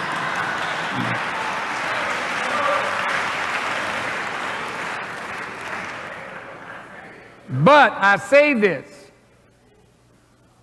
a woman will submit to you if you demonstrate the wisdom that allows them to see it, and they submit to it. Then the wisdom is the controlling influence, not you personally. Listen, please, See, truth is above everybody. So you can't say, I'm the boss. I am the boss in this house. Well, wait now. You're supposed to be, but on what basis? It's not your ability to knock your wife around. It must be on the basis of the wisdom that you have for the situations that arise in the relationship. And if you both are angry, don't bother, because she ain't listening to nothing you're saying. And the decibels that get louder and louder, and like, well, okay, you're screaming, you're hollering, and I'm going to do what I want to do anyway. So when anger subsides, then reason can grow in a house. You can never settle an argument where the male ego is involved if you as a woman don't know how to handle the male ego. That's why he lives in your mouth like a dentist, because you rip him apart with your tongues. You see his weakness, and then you beat him up. And he can't handle that. You're driving him out of your house into the arms of a strange woman who he don't have to live with. He just have fun with and leave. And usually that's what he wants, fun and leave. Not responsibility. Boy, this is a tough lecture. Yeah, tough one. Yeah.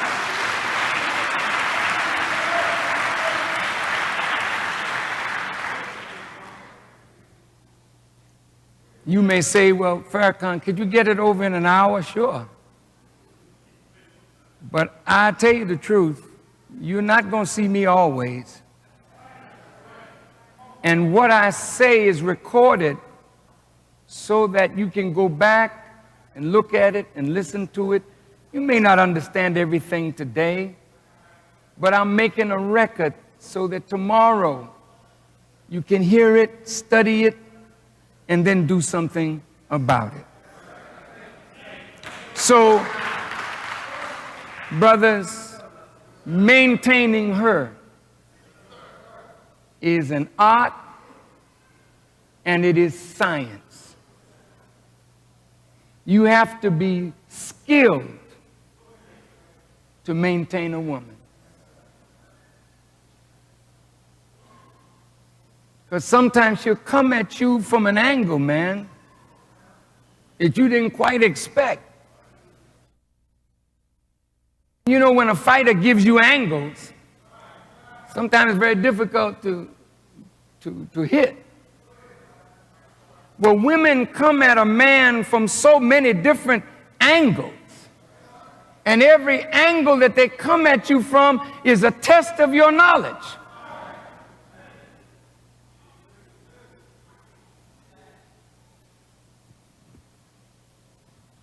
So maintenance demands that you and I as men grow into God.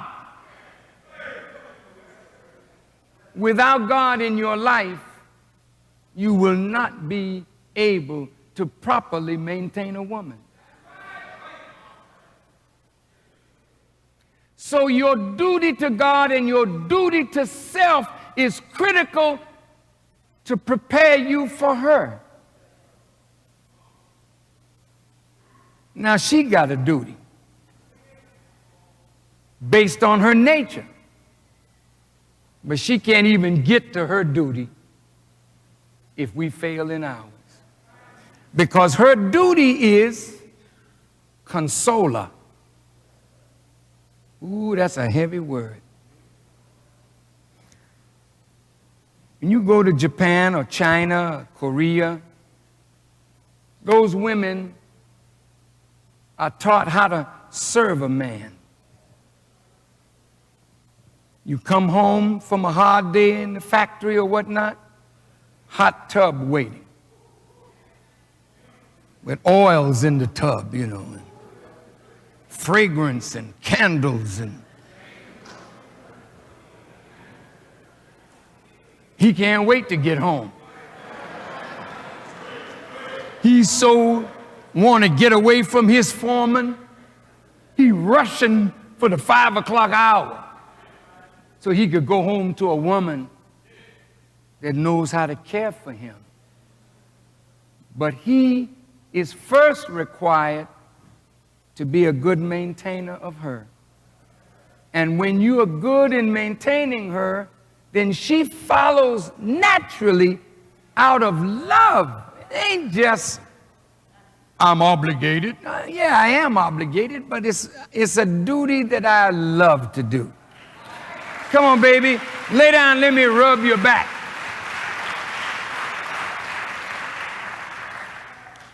Some of you don't even know what a back rub is from your wife. You know what a kick in the butt is, but you don't know what a back rub is. Ever had a woman put her hand in your head and just rub your head, man? I mean, when you come from a hard day work fighting with these racist people, you come home and a woman rubbing your head, brother? Let you lay your head on her bosom. That's what it's made for. Soft and tender. Come on, baby. Lay your head down here.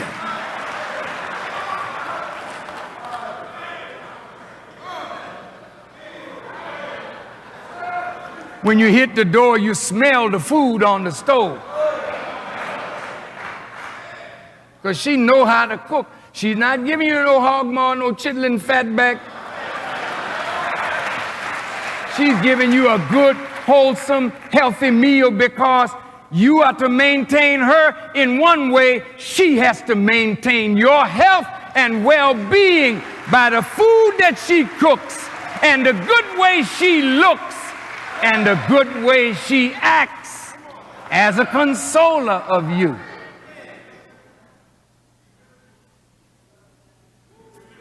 Now, if you don't have a wife like this, I'm only giving you the ideal.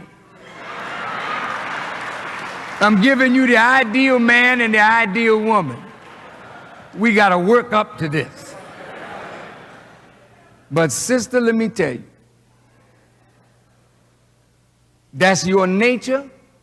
I heard the Honorable Elijah Muhammad say, boy, when you treat a woman right, if you just watch her, when she leaves you, when you make her know that you're pleased with her, she go on to the kitchen. You see from the back of her that her cheeks have almost stretched out to her ears. She's just smiling and happy. I pleased him. That's your reward for being a good maintainer, is the pleasure of her company.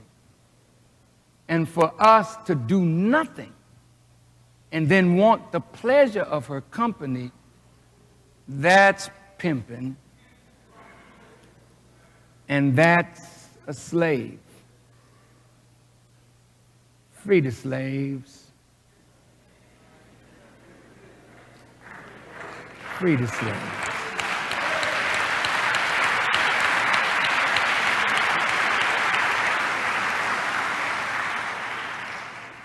Now, to the young people that live in their parents' homes,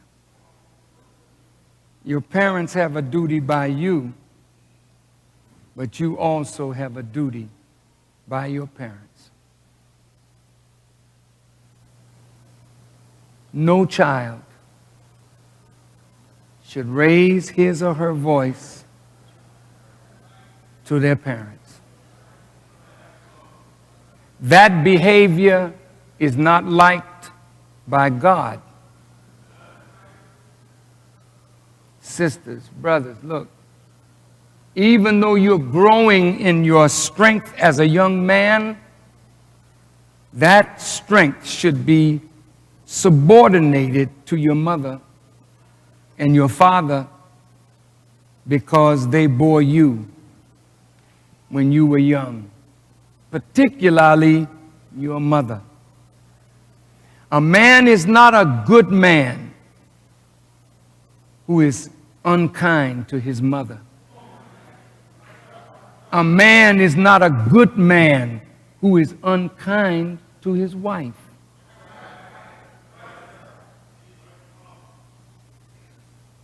I'm talking about good in the sight of Allah, because He has given us the criterion.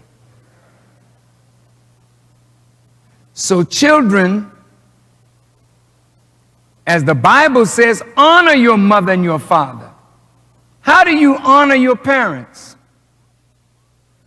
By trying to be respectful and obedient to them, especially when they have lived life and they have fallen into traps and they don't want you as their daughter or their son to go in the same way that they went, make the same mistakes that they made. Okay, well, I got a mother, and it hurts me for my mom to bring men home, and I hear them sometime at night in the next room, and it really tears me apart. How can I honor and respect a mother like that?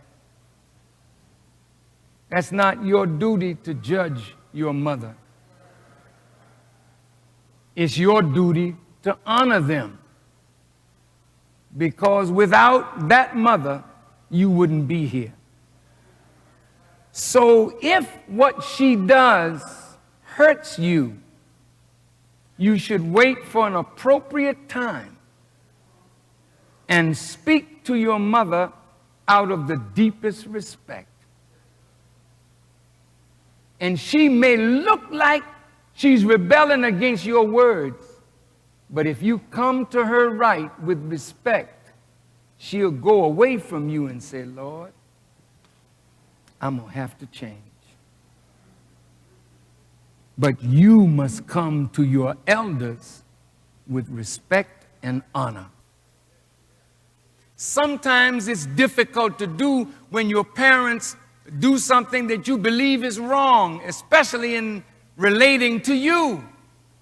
Still, you are required by God. Don't say so much as to your mother.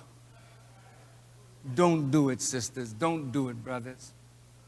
Even if you are angry and you are right and mom is wrong, be respectful and wait until a proper time. I remember once my mother gave me a time to come in, and that night it was 10 o'clock. And I was out with my friends, and we got into a conversation, and the conversation got so good, I failed to look at the time. And I got home nearly 11. My mother met me at the door. First, she locked me out. Now I'm sleeping on hard stairs in an apartment building. Then after she left me out there about an hour and a half, she let me in, and soon I got in the door, she hit me. Bam! I went up in my room and I sat down in a chair, and she came back and she hit me again. I told her the truth, but she was angry with me because she gave me a time and I didn't watch the time. But I was so angry with my mother that I begged her, please don't hit me again, because I felt something violent coming up in me toward her, which she would have killed me.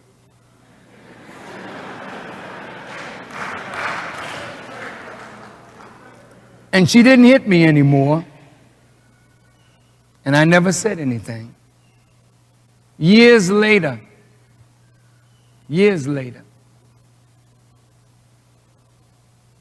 I'm waiting at home. My mother don't show up. I'm nervous because my mother never stays out late. She finally came in, maybe 12 something, near 1. And I said, Ma, what happened? She said, child, I was out there with Miss So-and-so and Miss Ting, and we talking. And the conversation so good, man. I talking, I forget the time. And when I look up, this is the time. I said, Mother, do you remember when I told you the same thing years ago? I just reminded her gently. Until my mother died, she was the boss in my house. A lawyer came to my house to discuss business, and my mom was at the table. She had wanted to talk that night. She's up in her 80s, and she was talking. She held the floor. So when the dinner was over, the lawyer said to me, he said, I can see who the boss is in this house. I said, as long as my mother's alive, she's the boss. I said, I never know when I won't hear her voice again. So whenever she wants to talk, I ain't got nothing to do but listen. We'll make another appointment some other time. If you treat your mother with respect and honor, which is your duty, God smiles at you for being honorable to your mother and your father. Now,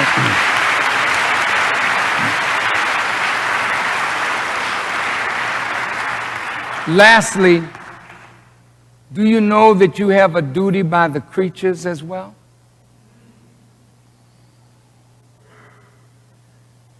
You should never mistreat the creatures of God.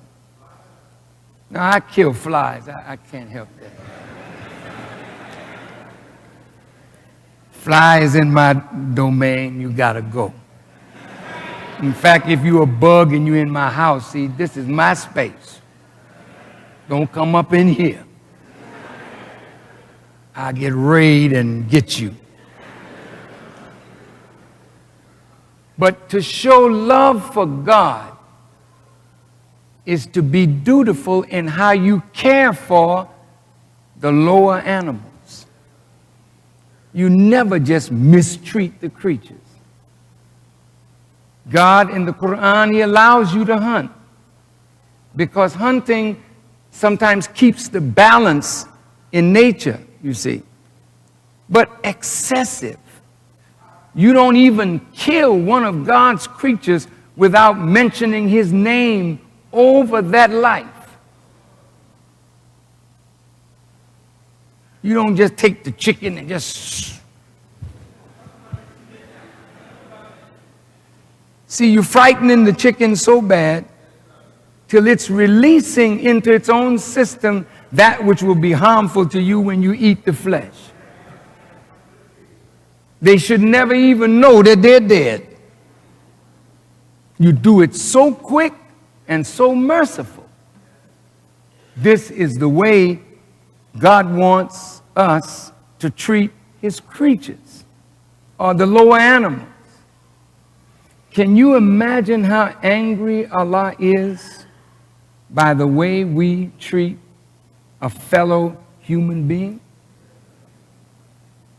How do you think God is looking at us? No matter what my son failed to do or didn't do, to go and beat the boy with baseball bats and then shoot him, you know, how does God look at that? Well, He could say, I sent him. Because good words that you speak, he didn't hear. So maybe the bat and the bullet will help him come to himself. God has a left hand and a right hand. And He uses them both to accomplish His will. You may not understand, but I told my son Mustafa, I said, always look for the hand of God in the things that happen. And when you see God's hand, respect it and understand how God works. Enough said. I close from the Bible. And look at these words of Paul. He's talking about love now. He said, wives, be in subjection to your own husband, that if any obey not the word, they also may without the word be won by the conversation of their wives. If this man fails to obey the word, By your conversation with him, you can bring him back to the straight path, because if both of you say you believe, then in your house truth must be the arbiter of dispute. It says,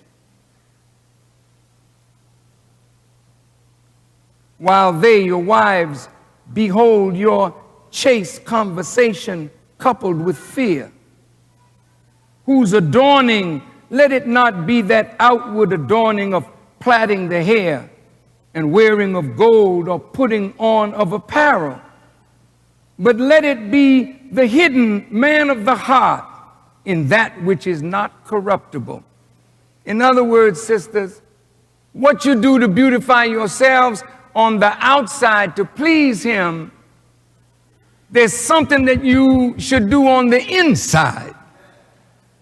Wives, be in subjection to your husband. Husband, be in subjection to God. So if you are in subjection or submission to God, she's justified in submitting to you in a godly way. But just because you're the man, don't think that because you're the man, she's justified in obeying you when your words are contrary to what is right, what is just, and what is true. So I thank you for allowing this discussion.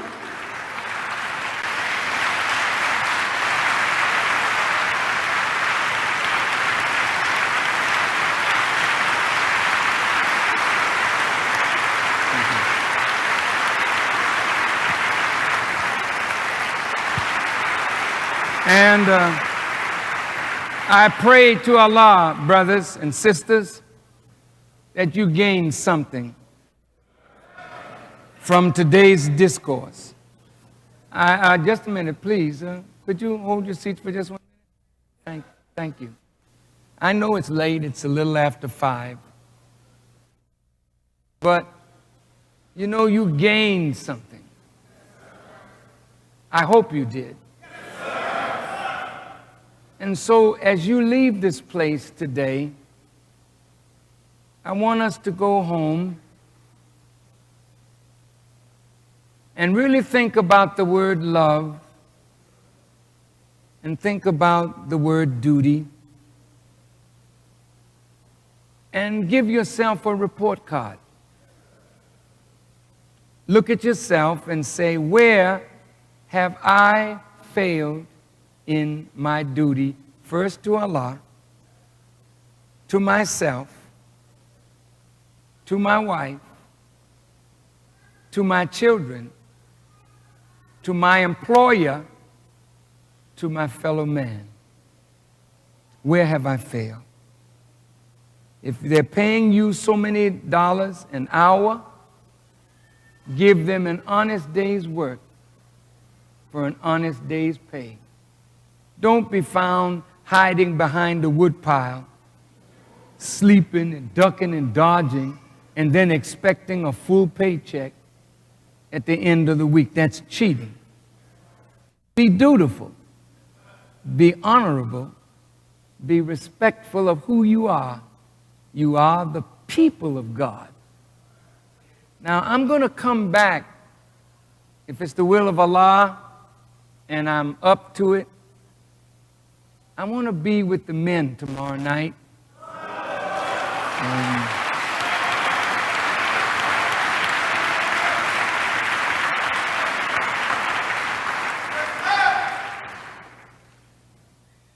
But I want to come out on Wednesday because there's another subject that God gave me like this one.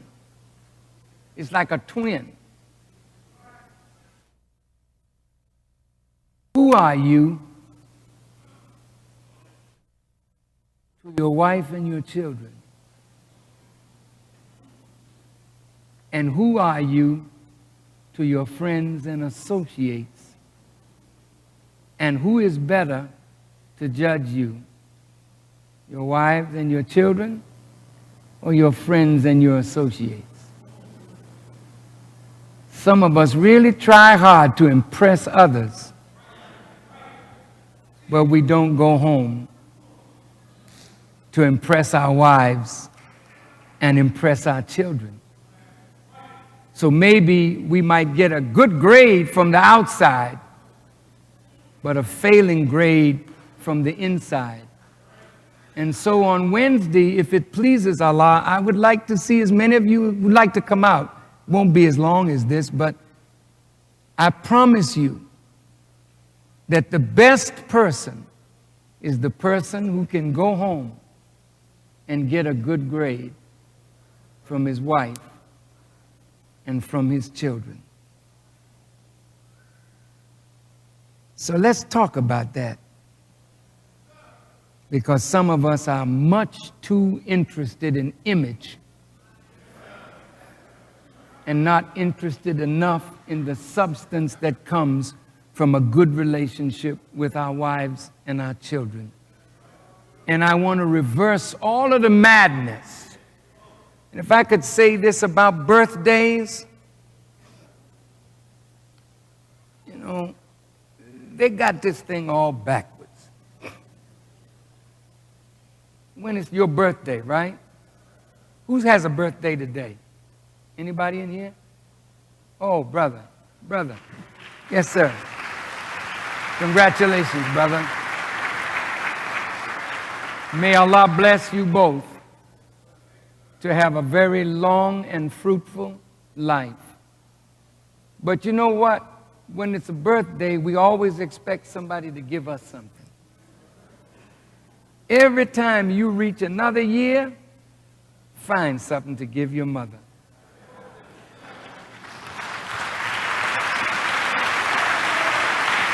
Think about that. And while people are giving you gifts saying happy birthday, you say it wouldn't be no birthday for me if my dear mother didn't go through those 9 months and all that fainting and all that pain. So on the anniversary of my birth, I shall remember my mother who brought me here. And here, Mom, here's a gift for you on my birthday. Thanks for bringing me into the world. You try reversing this, and Allah will bless you. I'm so happy to be out with you, and thank you so much for receiving me.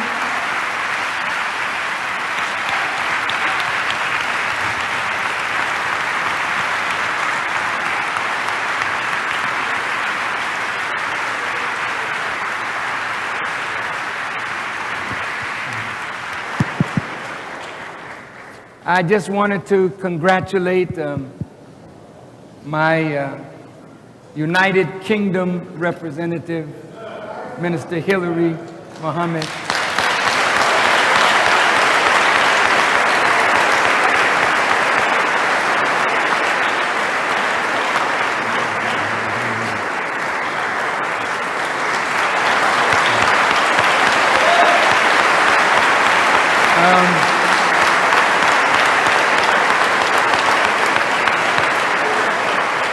As you know, for the last 15 years, 16 years, they have not allowed me into the United Kingdom, Great Britain. And when I went there in 1986, they arrested me in the airport because I was considered persona non grata because of alleged anti-Semitism. So Minister Hillary heard a tape of mine. Since they didn't allow me to go, but my tape went in, and he and so many others became convinced of the truth of the teachings of the Honorable Elijah Muhammad, and he became one of the Honorable Elijah Muhammad's followers under my leadership.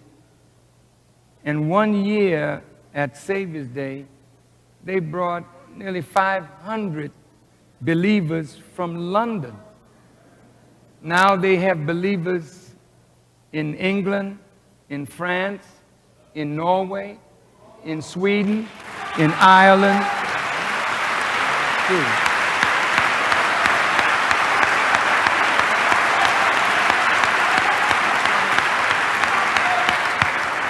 Minister Hillary decided to take on the U.S. government, the United Kingdom government, because he felt they were wrong in excluding me. So he went to a man called the solicitor. His name is Sadiq Khan, who was here a few days ago and had to go back. But one of the other attorneys came, Brother Matthew Ryder. Come. Oh, you my brother. Congratulations. Thank you. And so these are the lawyers. There's another one who is Caucasian, who was the chief lawyer. He is a very, very prominent attorney in the United Kingdom. And Brother Sadiq Khan, whose parents are from Pakistan, got this highly placed lawyer, and Brother Matthew and others. And here we have Sister Tamara Muhammad. Would you come up?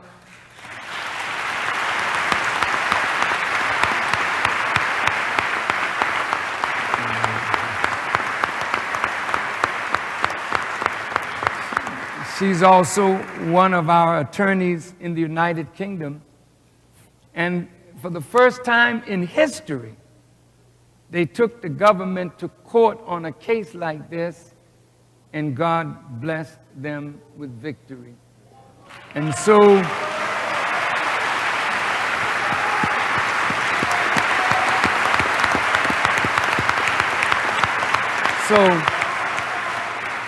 all over the world, they were rejoicing that Great Britain had lost the case, and the judge quashed the ban on my coming to the United Kingdom. On October the 1st, Justice Turner, who is the judge that delivered this verdict, will give his reasons in law as to why he quashed the ban on my coming. If his argument is airtight, which I believe it will be as a matter of law, then the government probably will be forced to accept the decision. And if the government then decides to appeal it, then the appellate court will have to hear the case. And in that case, I won't be able to go to England until either the government says we are not going to appeal, or if the government does appeal, when the higher court or the appellate court, if it renders a decision again in our favor, then from that point on, I will be free to go. I wanted to have the Day of Atonement in London, you know, but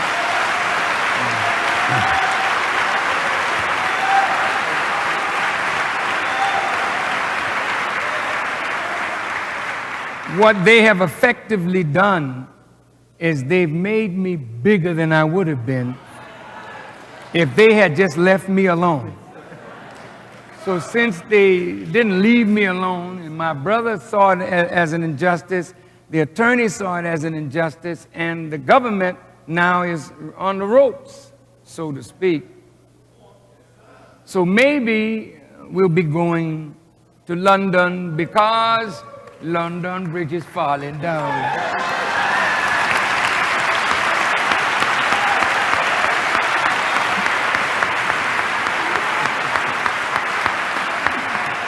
So when I go, inshallah, some of you who are able can get on Virgin Atlantic at a very reasonable rate. And some of you have never been out of the United States. And you really owe it to yourself. The earth is really yours.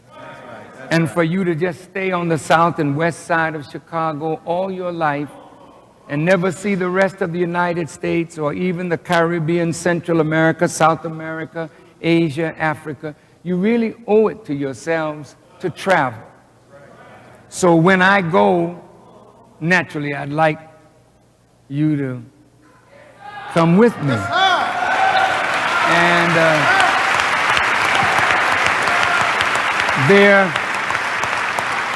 there are about 1 million Muslims in London. And so it's not, and you know, how many blacks are in England, brother?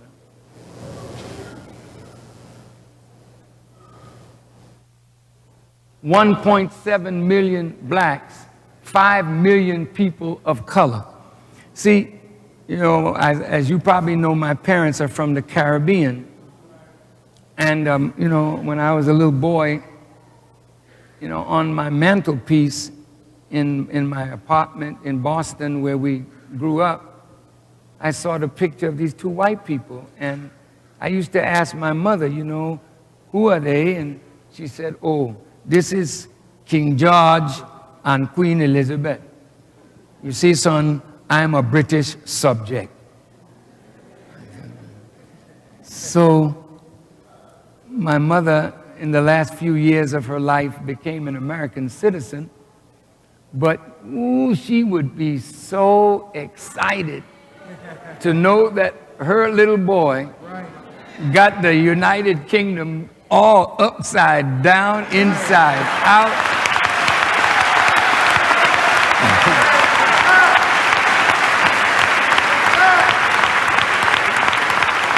And some of you should travel with us because you really should see the effect of the minister's work all over the world.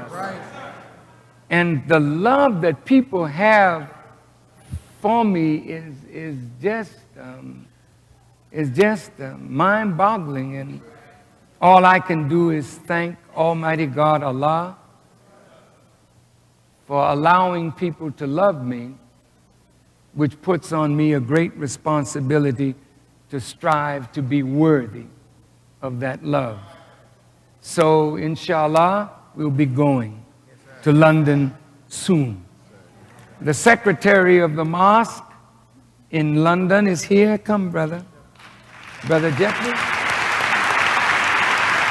Brother Jeffrey Muhammad.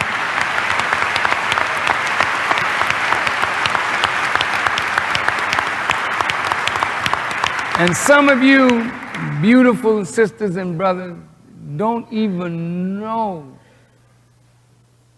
that outside of Africa, in the diaspora, meaning the Western world, there's over 200 million black people. Did you know that? You didn't know. Well, if you walk with me, you will meet your brothers and sisters. You have a strong representation in Canada, North America, Mexico, all through Central America.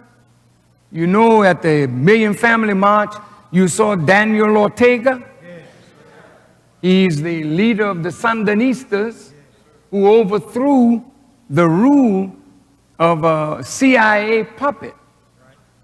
And he opted for elections, and America sent all kind of dollars down there to beat him, but he's running again. And if it pleases Allah and he wins, naturally he wants his brother to come to Nicaragua.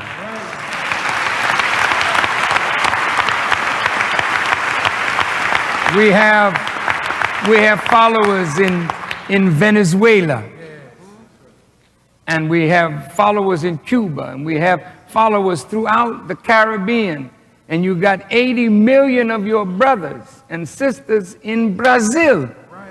And I just got a letter from a Brazilian brother who is begging me to let him represent the teaching of the Honorable Elijah Muhammad in Brazil. So we have a worldwide assignment.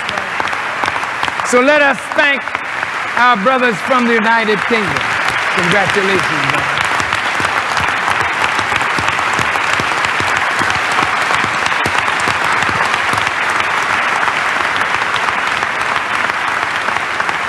Also with us today from Ghana, our dear brother Sheikh Ahmed Tijani. Sheikh Tijani, always a pleasure to see you. And we have some of our brothers from Africa but living in Canada. Brother, your name again? Oh, you got to say that again, brother. Idi Bonabucha. Thank you, brother.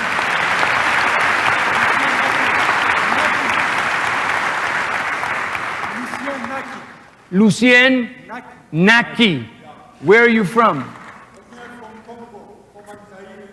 Yes, Democratic Republic of the Congo, Nigeria, from Burundi, Africa, our home. Thank you. Thank you. FOI, see you tomorrow night, inshallah. See you back here Wednesday night. May Allah bless you all. Minister Ismail has a few announcements and then we all can go. All my ministers, you know, come on to dinner. And if there's no meat, well, we'll carve you up. Thank you. Assalamu alaikum. Alaikum salam. Let's hear it for the Honorable Minister Louis Farrakhan. Allahu Akbar. Allahu Akbar. Allahu Akbar. All praises due to Allah.